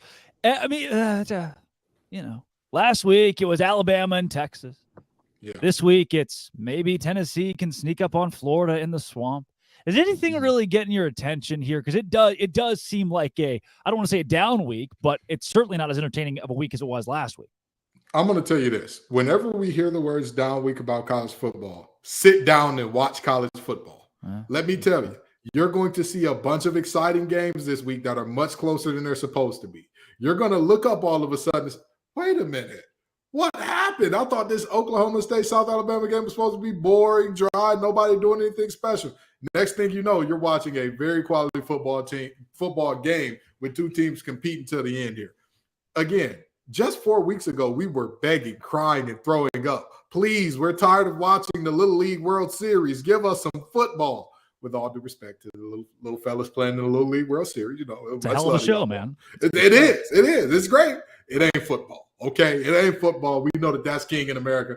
Then there's tons of good games this week, even out of conference. We can still evaluate what conferences are against each other based upon this week. You look at a team like North Carolina going up to Minnesota, and you say, well, hey, that could be a game where you're looking at and saying, all right, how good is the Big Ten? How good is the ACC? This is a game to kind of help sort that type of deal out.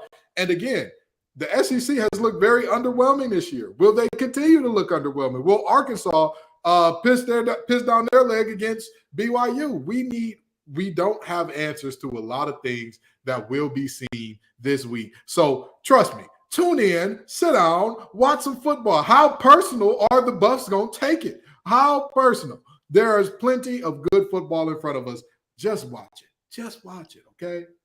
Yeah, I am. I look around the assorted conferences, and it's tough to name which one has the best slate. There are a few of them getting into conference play, like the Big 12 has TCU at Houston. Oh, a lot of folks will be glued to that one at TDECU, or I don't even know how to pronounce it. Whatever stadium that is in Houston. Going over to the SEC, you're Alabama. How do you bounce back on the road against South Florida at Raymond James Stadium? Tennessee and Florida doesn't have the luster that it usually does because Florida's going to fire their coach. Kentucky plays Akron in a night game, so they get to host a night game in Lexington. When you look at the ACC, though, that's a conference I don't know if we've talked about enough here. I know we heard it in Conference Confidential the first time around, and you already mentioned North Carolina. Is there anything that you're glued to? Even tonight, Virginia and Maryland, I think is an interesting matchup because of how well Virginia played down the stretch against James Madison. Anything you circle in the ACC that you really like? Yeah, I would say that Virginia-Maryland game is definitely going to be interesting because Virginia is fighting for their life to get a win this year. At any point in time. At any point in time against anybody, because James Madison was supposed to be a win, but then everybody looked at it and Vegas said, no, wait a minute. Virginia runs the ball better than they throw it around the yard. And James Madison is one of the best run defenses in the country. They've got to find a win somewhere. If Tony Elliott ain't to go 0-12, they've got to find one. They've got to do some digging and searching and hoping and wishing to get themselves one here. So I think that game could for sure be good. But I think that I go back to that Minnesota and UNC game as a game that you're going to learn a lot. You're going to learn a lot because people feel like the App State game App State kind of caught UNC off guard, despite the fact that App State put up 40 in the fourth quarter to kind of make that a game last year and take it into overtime and whatnot. Or actually not taking it in overtime, come just a extra point short of taking it in overtime, rather. People still think that UNC overlooked that team. You're not overlooking Minnesota. No. That's not happening, with all due respect. That may not be a powerhouse Minnesota, right? Like that's not the case. But with that being said, this is still a team this is a Power 5 team. You're on the road. Show some respect. Show up ready to play, or else you'll get ran up out of there. Yeah. Kenton, it is time for one of my favorite segments, and it is the new LinkedIn updated profiles for many head coaches across college football. Tell us a bit about the old LinkedIn thing. Absolutely. Listen, athletic directors, I know that some of y'all are going to be looking for new head coaches after this season. I've seen it already, but we're talking about small businesses right now. These days, every potential new hire can feel like a high-stakes wager for your small business, and you want to be 100% certain that you have access to the best qualified candidates. That's why you have to check out LinkedIn Jobs. LinkedIn Jobs helps you find the right people for your team faster and for free. Trust me, all you have to do is go and post that free job on LinkedIn Jobs, then add your job in the purple hiring hashtag frame to your LinkedIn profile to spread the word that you're hiring. And simple tools like screening questions make it easy to focus on the candidates with just the right skills and abilities and experience so you can quickly prioritize who you want to talk to. It's why small businesses rate LinkedIn Jobs #1 in delivering quality hires versus leading competitors. LinkedIn Jobs helps you to find the qualified candidates you want to talk to faster. Post your job for free at linkedin.com/lockedoncollege. That's linkedin.com/lockedoncollege to post your job for free. Terms and conditions do apply.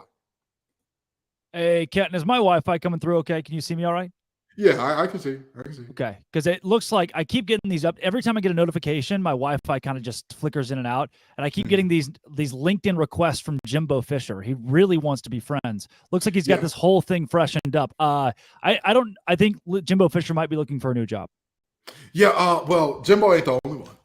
Jimbo's looking for a new job, but he ain't the only one.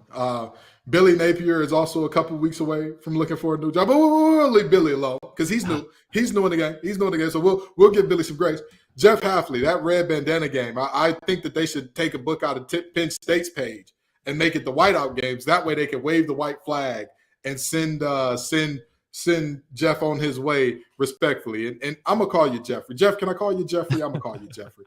Jeffrey, I know it's been a long time coming, and I'm going to tell you this. It's looking like Ohio State may need a new staff up there soon. And I know you're an Ohio State guy. Jeff. You know what I mean? Just pick up the phone, baby. You know what I mean? Call him. Give it. Hey, Ryan, listen, your new defensive coordinator, I heard you want that old thing back. I'll be there, brother. If you need me, I'll be there because, both of those are tough situations. But I'll tell you what, Boston College just barely scraping by the skin of their teeth against Holy Cross. It's going to be an unholy firing, brother. It's going to be an unholy job search in terms of, this market is tough. I'm a career coach too, Jeff. So if you, again, Mr. Hafley, actually, not because I'm actually for some money now. Mr. Hafley, if you want to, have a career consultation, I can tell you other things you can get into to make yourself a little money, bro. Jefferson Hafley. Notable listener to Locked On College Football Live is probably very upset right now because he is going to be fired. I don't know what happened to Dono, man. I think Dono gave himself a 1-week self-imposed ban because of how excited he got from the Miami win. He pulled he saw this week's slate of college football and pulled the Jim Harbaugh for us.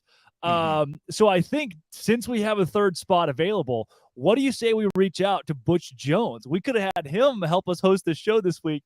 He has scored 3 points, Kenton, 3 points in 2 weeks for Arkansas State. What once was a great program, no matter who coached it. I wonder if Butch Jones has a job waiting for him here at Locked On. Hey, listen, Butch, we don't have anything for Arkansas State, brother.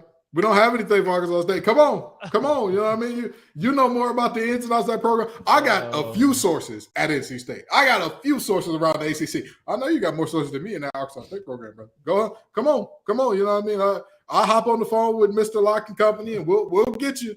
We'll get you squared away, brother. We'll get you a mic set up. We'll tell you the best headphones to use and all that. You know what I mean? I know you're a little older, so we'll set you up with a good producer, and we'll help you out there. But I don't think he's going to be a head coach too much longer. I knew back in his Tennessee days when he tried to make one of the best running backs in the nation a tight end that wasn't going to work out very long. And so with all due respect, Arkansas State's athletic director, LinkedIn Jobs, if you need to post a job for free, you know what I mean? I'm just saying. Purple hashtag hiring frame. It is right there for you. It is right there for you.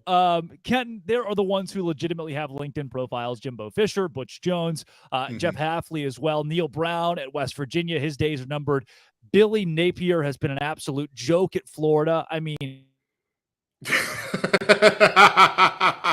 Phil, look, I could win as a head coach. If anybody can win as a head, you can recruit, you get 4 or 5-star players, and Billy Napier has somehow found a way to mess it up. Dave Aranda, his LinkedIn profile has been updated at Baylor, now 0-2 after a loss to Texas State and Utah. But one person, I'm hearing the murmurs, Kenton, that Brent Venables has downloaded the LinkedIn Jobs app. After a disappointing win this past weekend, against SMU, the whole Art Briles being on the field, then Jeff Labby making his profile picture Art Briles to directly go against Venables and Joe Castiglione, the athletic director. People are wondering what's going on with Brent Venables, who brought Oklahoma to a sub-500 season last year. So here's the thing. Brent Venables maybe should have taken a page out of Bud Foster's book. Bud Foster is widely respected as one of, if not the greatest defensive coordinator in all of college football history. You know why? He found where his home was. He found where he was comfortable. He stayed there forever. He literally is still just hanging around in Blacksburg now. He was with the I want to say ACC Network crew last week when they were doing their little tailgate segment for Virginia Tech. And mind you, he wasn't there as a pundit. He was there drinking. That man said, I'm going to be drunk with an O by the time this game starts. More power to you, brother. But with that being said, Brent, head coaching ain't for everybody. Everybody ain't able. You know what I mean? You gave it the old college try. You gave it the attempt. You don't got to update your LinkedIn, Brent. You know why? Because in the words of Seventh Heaven, where can you go when the world don't treat you right? The answer is home, and that's the one place that you'll find Dabo Swinney. You need to go on back. They need you over there. They need you over there, brother. You going back to Clemson, going back, okay? Because you don't have to, all these other coaches, they got to find somewhere to be. Brent, go ahead. Go home. Stop playing. You done messed around long enough now. And Dabo Swinney, you ought to be standing outside of his house in Oklahoma playing Baby Come Back outside the boombox. I mean, going full Cusack on him, okay? So, that's just my opinion there. Now, that one you are too young to understand, Drake. Yes, I am. You're correct. What I love is one writer wrote, if they don't have a mess on the field at Oklahoma, they will create a mess off the field with Art Briles being in Norman. Venables' era at OU is right now, he's 2-0. Following last season's sub 500 season, they've got Tulsa, which should be a win on the road. But you never know with Venables so far. He's been hit or miss, certainly. And this is an Oklahoma team. They are truly in a prove-it year, because when you go sub 500 at NC State or Baylor in your first year, they're like, oh, yeah, sure. There's a progression. Yeah. There are levels to this.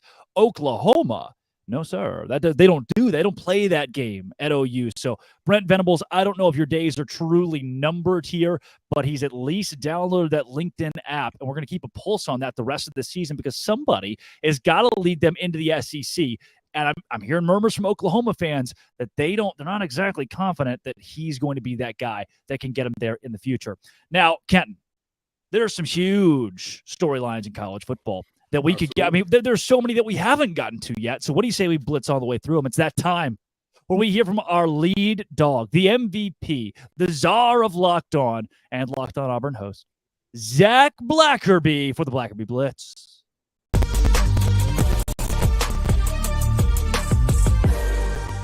It is Zach Blackerby of Locked On Auburn. The Blackerby Blitz. This week, we go through the nation's biggest headlines in college football, and Zach reacts. Zach, Deion Sanders, notable douchebag to some, savior of college football to others. He took shots this week. When Jay Norvell said, when I meet a man, I take my hat off, my glasses off, and I shake his hand. Deion didn't like that. Zach, where do you sit? Yeah, he riled up his folks, and he said, they made it personal. They made it personal. Why is Colorado State wanting to do this? It makes no sense at all. I mean, I think Colorado's got the talent advantage, and now they've got the reason to play. I mean, maybe Colorado State could have snuck up on them. Maybe. That's not happening now. I think this is a bad move, and Deion gets to keep playing the same song over and over again. People keep counting us out. People don't believe in us, and he's able to turn that on to his team and say, hey, these people doubt you, and now you can go and show them. I don't know why people keep giving him ammo, Drake. It doesn't make sense. Every week, Deion says the same thing. They don't respect us. They doubt us. And guess what? He was going to do it with Colorado State. Now Colorado State gave him a reason to, because they know they're going to lose. Mm-hmm. And now, what are we talking about today, Zach? Not Deion Sanders, but Jay Norvell and Deion. I didn't know who coached at Colorado State 3 days ago. Sure. And now I do, because Jay Norvell is alongside Deion Sanders in the headline. Look, College Game Day wasn't here for Jay Norvell. Neither is Fox Sports. But now there's a storyline that includes the Colorado State head coach. No publicity is bad. Hey, we were going to get killed anyway, but now they're talking about us. I don't know, man. I think it's such a boneheaded move. I don't know if it is a good thing for Colorado State. Well, they like Jay. I know Jay Norvell's name now, so if anything comes out of it, Jay Norvell made the show. Wow. Never thought we'd talk about him on the Blackerby Blitz. I didn't either. But you know what? One guy that I didn't think we'd be talking about in the hot seat. I mean, they're trying to fire Nick Saban now. He done lost to Texas at home. Zach, has Saban lost that little touch? Not to circle back to Deion so quickly, but the amount of message board posts like, we got to go get Deion. Yeah, and all these Tuscaloosa message boards like, holy cow, what a wild world that we live in. I don't think Nick Saban's done, but Drake, you can't look at how Nick Saban talked to the media after that loss and tell me that it looks like it always has. Something seems different. Something seems off. I don't know if Nick Saban's just getting older and maybe he's tired, or maybe he knows this team isn't as good as they typically are, and he knows he doesn't have a championship team. I'm not sure, but something does seem different. Seems off. which is a damn shame for the Auburn fans of the world. And you too, Zach. I'm sorry. Well, Drake, I just got to tell you, the Iron Bowl is in Auburn this year. And weird things happen when that game is played in Jordan-Hare Stadium. Yes. Speaking of weird things, how about relations via a telephone for one Power 5 head coach who just signed a 10-year contract? Mel Tucker and Michigan State likely completely parting ways after he had inappropriate, unwarranted relations with a sexual assault survivor and advocate via his cellular device. What do we do with this? You fire him, which is what Michigan State is going to do. And look, obviously the folks impacted, hopefully everybody's okay and recovers and all of that. But Michigan State trying to fire him for cause, and Drake, I mean, you and I aren't attorneys, right? You may kind of look like one, but I think this is interesting because Michigan State looks like they're going to be able to fire him for cause. And in this world of college football that has contracts that are just having this massive buyout structures, I cover Auburn. I know better than anyone. I'm curious to see if they pull this off because it may kind of set some precedent for coach firings in the future. Yeah, what's interesting is Michigan State was probably looking for a way out of that 10-year Mel Tucker. Look, if it's a 3 to 5 year deal, maybe you leave him around for a bit. They're looking for a way out. Mel Tucker said, hey, look no further. I'm going to do a really bad thing. And he lied about it, so probably did it. Not a good Now, one. Yep. Zach, speaking of legal issues and lawyers, the Pac-12 is being sued. Washington State and Oregon State want complete voting rights in that conference, and I think it's a valiant pull. Yeah, the two-team conference, they should have 50-50 splits, right? I think that's how my math works. Yeah. I still just don't fully understand what they're doing. And to me, it seems like with these two teams that are left, Drake, it kind of just seems like they're mad. And they're like, well, you can't shut down unless you let us sue you. It's just a weird thing because I don't really know how this conference survives. And there's been talk about maybe they merge with the Mountain West or something like that. Who knows? Really unfortunate for those two programs. But to me, this just feels like, okay, we're upset. We've got to do something. Hey, Pac-12, we hate you. Yeah. Well, they're gonna file a lawsuit, likely win the lawsuit, and at least have voting rights over where the rest of the assets of the conference go, which could end in a pretty big payday for those two schools. Maybe. Weird consolation prize to go to the Mountain West. Zach, Quinn Ewers will win the Heisman now. Is Texas really back following a win against Alabama? I think Texas is back. I think Texas is the real deal. And look, you know this better than me. Outside of Texas and maybe Kansas State, the Big 12 isn't good. And I don't think Texas loses again until they play in the college football playoff, Drake. I think their toughest hurdle is now behind them, and they have to have all the confidence in the world. At 12:45 Central Time on Saturday, Sunday morning, I turned my TV off thinking the Cal Golden Bears had closed out a 10-7 win at home over the Auburn Tigers, only to figure out what a thrilling 14-10 finish. It's our one Auburn question every week, so I don't get fired. Zach, the Auburn Tigers got it done in a thriller. Yeah, a little ACC after dark visiting Cal. What a disastrous performance, but hey, they found a way. Apparently, all these Pac-12 folks have since reached out to Auburn people and said, yeah, that's what Pac-12 After Dark is. It's weird stuff. And I'm like, no wonder you don't exist as a conference anymore because that was not fun to watch. No. Very good to go to sleep to, and happy for my wallet, and thanks to FanDuel, that Auburn did win the game. That's Zach Blackerby, Blackerby Blitz. Top headlines in college football this week.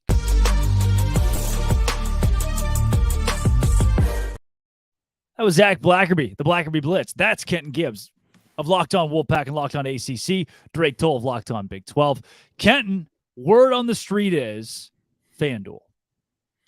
Absolutely. Folks, let's talk about FanDuel. Again, I know that it's a huge Saturday in terms of some of these matchups, and you want to get yourself some money that way by going to FanDuel. But let's also talk about some of the games tomorrow. Get ready for the NFL season with incredible offers from FanDuel, America's #1 sports book. Right now, new customers can bet $5 and get $200 in bonus bets guaranteed. Plus, all customers who bet $5 will get $100 off NFL Sunday ticket from YouTube and YouTube TV. Wherever you are, you can watch your team now. Well, you know what I mean? For a very discounted rate. If you just spend $5 on FanDuel. Now is the best time to join the FanDuel app. The app is easy to use, and you can bet on everything from spreads to player props and more. So make sure that you're visiting FanDuel.com/lockedon and kick off the NFL season with an offer that you absolutely have to get in on. FanDuel, official partner of the NFL. Ken, before we go into the lock of the week this week from our friends at Locked On Bets, I do want to go back to something that we haven't mentioned a lot, and it's that word back, Texas. We've talked a lot about Alabama and the fall of the Crimson Tide. We haven't put a lot of conversation on Xavier Worthy and AD and Quinn Ewers and that whole Texas offense that was churning in Tuscaloosa. Do you think the Longhorns are BACK?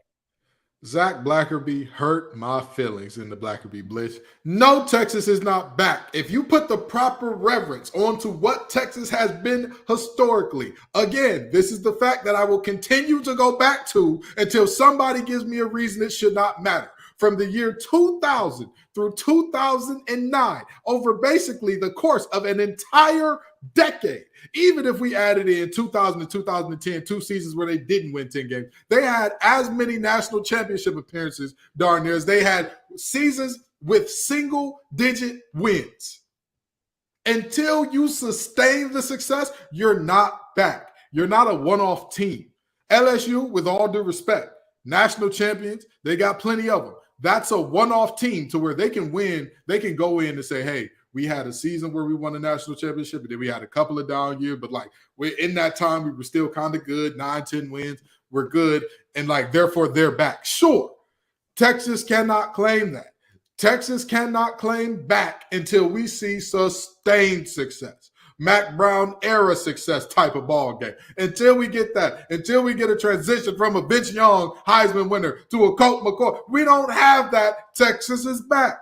Now, I know everybody believes in Arch Manning. Everybody believes in everyone with the Manning last name. That's why people are talking about Eli as if he's a Hall of Famer. But the fact of the matter is simple. Until they've proven this on a sustained level, no, the Horns are not back. Are they a wonderful team? Could they take it all this year? Absolutely. Are they back? No. Yeah. I do want to point to the rotating door of head coaches they've had. The lackluster record that Steve Sarkisian still has at Texas, winning a Sugar Bowl and following it up with mediocrity, and mediocrity might be a nice word for a Texas team that has such high expectations. This is a program where the culture itself has been one so toxic that from program to program across the board here, especially the big ones, the moneymakers, there seems to be some sort of disconnect, especially when it matters the most late in the year. We're always, Texas basketball. Texas women's basketball. Or, here they come in baseball or softball.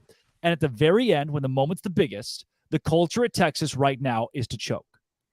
Someone out there is punching their car right now. They're punching the dash. Yeah. But the culture at Texas, when the lights are the brightest in the biggest games, in the postseason, in the ones that get you there, Texas loses. You can have all you want in the regular season. You can have all you want in the first few weeks, and I'll give it to you. This is better than usual. Usually Texas starts the season with a big loss in their non-conference. You remember BYU and Notre Dame. Yep. They struggled LSU in those non-conference games.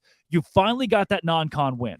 But what have you done for me in men's basketball, women's basketball, baseball, softball, football, volleyball? Fine, we'll leave them in their separate category. They've been good. But everybody else, there's a culture of getting right to the doorstep and choking. And let me say this as well. To the Texas fan that's punching your dashboard, pull your hand back and ice that thing afterwards. You're probably not going to feel good. But even beyond that, let's have a real conversation. Do you realize what a credit this is to your university? It's a credit that we're saying this is potentially a national championship winning team and they're not back yet. That is the standard that you all have set. Be excited about that. Be happy about that and live in that. Live in that. Remember when you were having terrible seasons and your only national relevance was about, is Texas no longer a blue blood? Well, look at you now. You're a team that is in the talks. You have a Heisman competing quarterback. You have a national championship caliber team, according to most pundits. And yet we're arguing about whether or not you're back. So I know some people are upset to hear me say, oh, they're not back. They're not back. Take pride in that, because most other teams, you've done enough for them to have won this season. I graduated from NC State. If you beat Bama and you're seen as one of the best teams in the nation, and you have a Heisman candidate quarterback at NC State, congratulations. They're going to build you a stadium. They're going to name the stadium after you. They're going to give you a statue out in front of the walls. That's what the deal is. Texas, the standard is higher. And if you want me to be so excited that I'm screaming this team is back, then say, hey, we want our standard lower. We want to be just like everybody else. We don't want to be different. And by the way, it's too late for that, because the folks who created the Longhorn Network were the first domino in this long fall of Washington State suing the Pac-12. Congratulations. So with that being said, that ship has sailed. You are who you are. And folks have the standard that they have for you if they respect you and if they believe in you. And I respect Texas too much to say 3 games they're back. That's just me. That's just me. The domino effect, Kenton. The domino effect. Longhorn Network leads to Washington State suing the Pac-12. Me having a peanut butter granola bar for breakfast last week, had I had oatmeal, maybe the Pac-12 doesn't get sued. It really makes you think in the realm of college football, the cause and effect that Texas has had on the rest of this sport. Now, cause and effect. Maybe the cause of locked on bets being so poor on this show is us. The effect being 0-2 in their first 2 bets. They are literally called locked on bets, literally to place bets that win us money. 0-2. This is the Locked On College Football Live curse. Can we make it 0-3? Let's see if we can do that with a huge FanDuel point spread, Georgia and South Carolina. We heard from Locked On Gamecocks earlier. God, please don't pick South Carolina. How they can cover the spread. Let's do it. Oh, Ken, what does Lee Sterling and your boy Q think from Locked On Bets? What the WTF? All right, Lee, here we go. Let's get things started. WTF, that stands for the wrong team favorite. We're talking about number 1 ranked Georgia Bulldogs going up against South Carolina. Georgia comes in at 2-0, South Carolina 1-1. FanDuel.com line on this one. Georgia minus 27 versus South Carolina. That's a lot of points, Lee. Break this one down for us. Yeah, the Bulldogs just totally last year rattled Spencer Rattler, the South Carolina quarterback, in that 48-7 win. But he did progress late in the season. They beat number 5 Tennessee at the time, 63-28. Are you kidding me? Put up 63 points. Then they beat, at the time, number 8 Clemson, 31-30. Even in the bowl game, when they lost to number 21 Notre Dame, they put up 38 points in that 45-38 loss here. So South Carolina's capable. I mean, is their offensive line great? No.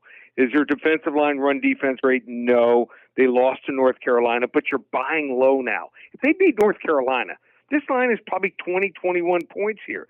Georgia's ranked number 1 in the country, but are they that much better than everyone else? I don't think so. They got a new quarterback.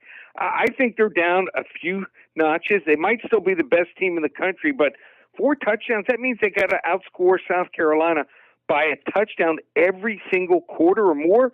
South Carolina, and they can score a couple touchdowns. Trust me, they have weapons at receiver, and they have a good quarterback. I think that they're going to cover here. So the Dogs have been pedestrian running the football so far this year against Ball State and Tennessee Martin, and that's South Carolina's weakness here. I'm not going to put my whole leg in. I'm not even going to put up my whole foot in. Maybe 1 or 2 toes. Georgia, 42-21, South Carolina covers. Boom, there it is right there. South Carolina covers. Again, 27 points is a whole lot of points, and we know how it is, man. Once you get up big, sometimes kind of take the foot off the gas a little bit as well, get some early action for some younger guys. And so, yeah, that's a lot of points right there. So we're rolling with Georgia to get the dub. There's no doubt about that. South Carolina covers, so that's a WTF, the wrong team favored. They did it again. They did it again. I don't know what to do, Kenton. I don't know what to do. There's 60% I'm hearing on bets this season, but everything they bring to us dies. Hold on a second.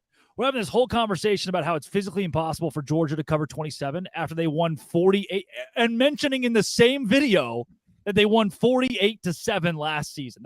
That's 41 points, Kenton. 41 points. Against the South Carolina team, that was better than this one. It was ranked. They were actually ranked that time. I'm going to tell you this. I'm going to say this to all Locked On hosts. And normally only talk to our listeners. But for a second, I got to talk to all our Locked On hosts. Stop betting your toes on things. They're going to call us the Gimpy Podcast They Network stole my here. toes thing, didn't they? But they stole the toe bit. They stole the toe bit. And I'm all toe up about it. This is a terrible situation. I don't think y'all understand, okay? Normally, and last year's game was at South Carolina.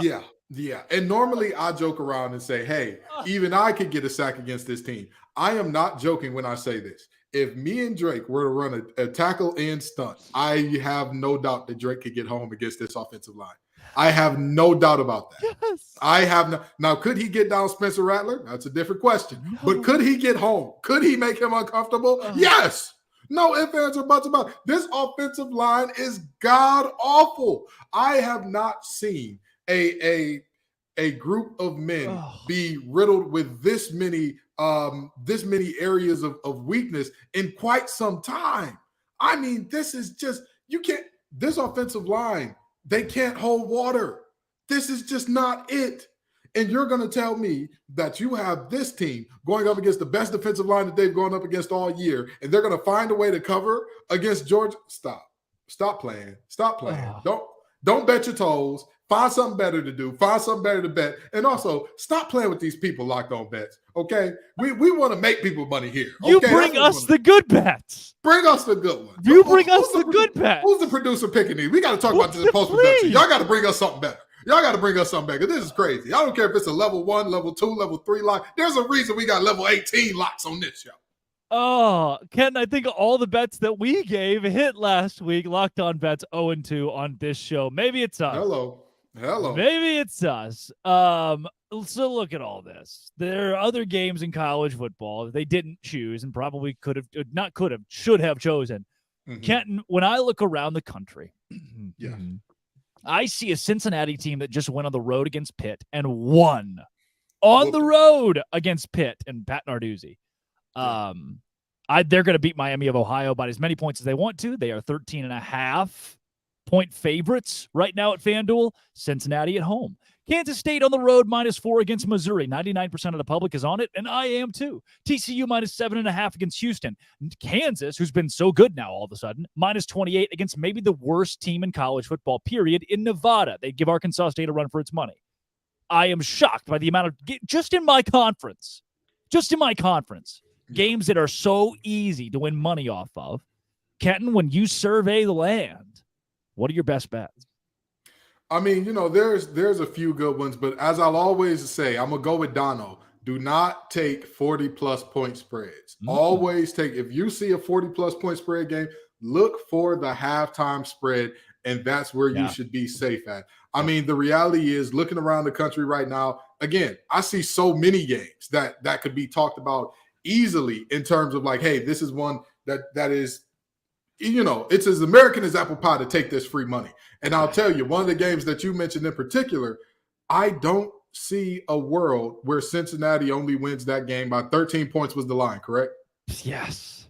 Yeah. Miami of Ohio is in over their heads. Scott Satterfield, I don't know what happened to him, but he left Louisville and got a facelift.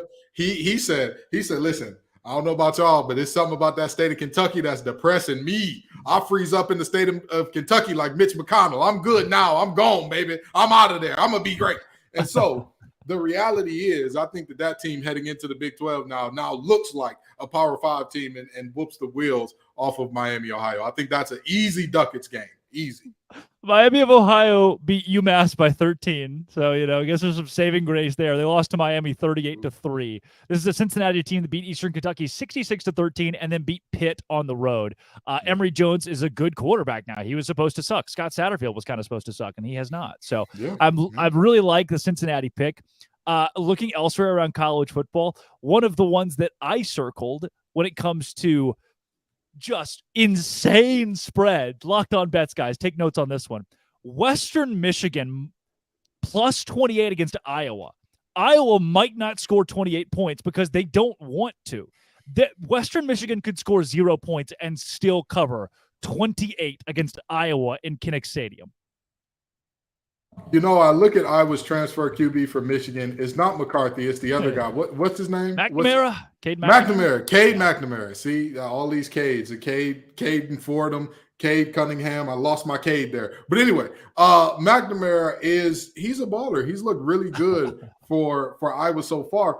And I'm going to tell you what. I'll tell you what. If that offensive coordinator's last baller name my ass, Kenton. 314 yards passing in 2 games, an interception and 2 touchdowns. Boo. Hear me out. A baller for Iowa quarterback standards. You got to understand. Yes. If they're Heisman offensive winner. That's true. Yeah, by Iowa standards, they're going to build the boy a statue. But with that being said, if Ferentz wasn't that offensive coordinator's last name, he would have been right here on this LinkedIn segment. Hey, anybody need an offensive quality control assistant? With that being said, I 1,000% agree with you. It's a struggle for Iowa to put up 28 plus points. And you think that they have a 28 points against anybody? I don't care if you're talking Missouri State. I'm not giving Iowa 28-point spreads over anybody. It's just not happening. I don't care if you're talking Cass Tech High School. You know what I mean? Back when I played there, of course. These new boys, I don't know about them. But I don't see Iowa beating anybody by 28 points. It's just not happening. No, I don't either. And Kenton, before we get out of here, I want to give our super dogs this week the outright victories that will shock college football in week 3. I'm going to give you a second for yours because I have perused the landscape of college game. I don't think Colorado State's going to pull a massive upset. I don't think Wyoming shocks Texas the week after the Longhorns beat up on Alabama at Alabama. But I do think, Kenton, and call me crazy, it's a tough week to pick an upset this week. I've got 2 of them, 2 contenders here, and one of them is going to happen. I'm going to guarantee one of them at least, and I'm maybe I'll find out when I explain them.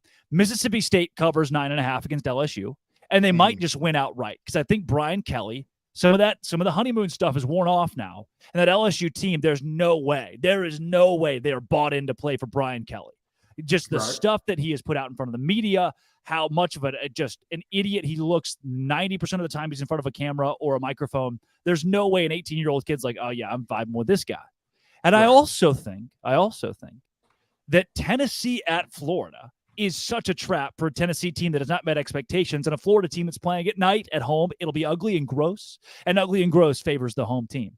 Give me Tennessee losing to Florida in Gainesville to a very inferior Florida team and saving Billy Napier for at least a little bit, and give me Mississippi State outright upset over LSU. Super dogs. You know, it's tough for me to come up with a true super dog in terms of like a big point spread going against the team and nobody had given them a chance. But I will give you this one, okay? For all the hell that we've given the SEC all episode and talking about, hey, this team's got no chance, this team can't compete, yada, yada, so on and so forth. I'm sorry to tell you, Deuce Vaughn meant a lot more to Kansas State than most people. Canton, watch out. Don't go where I think you're going. I think Deuce Vaughn meant more to that team than many people thought. And I think that in an old Big 12 matchup, give me that old-time religion, I think Missouri finds a way. To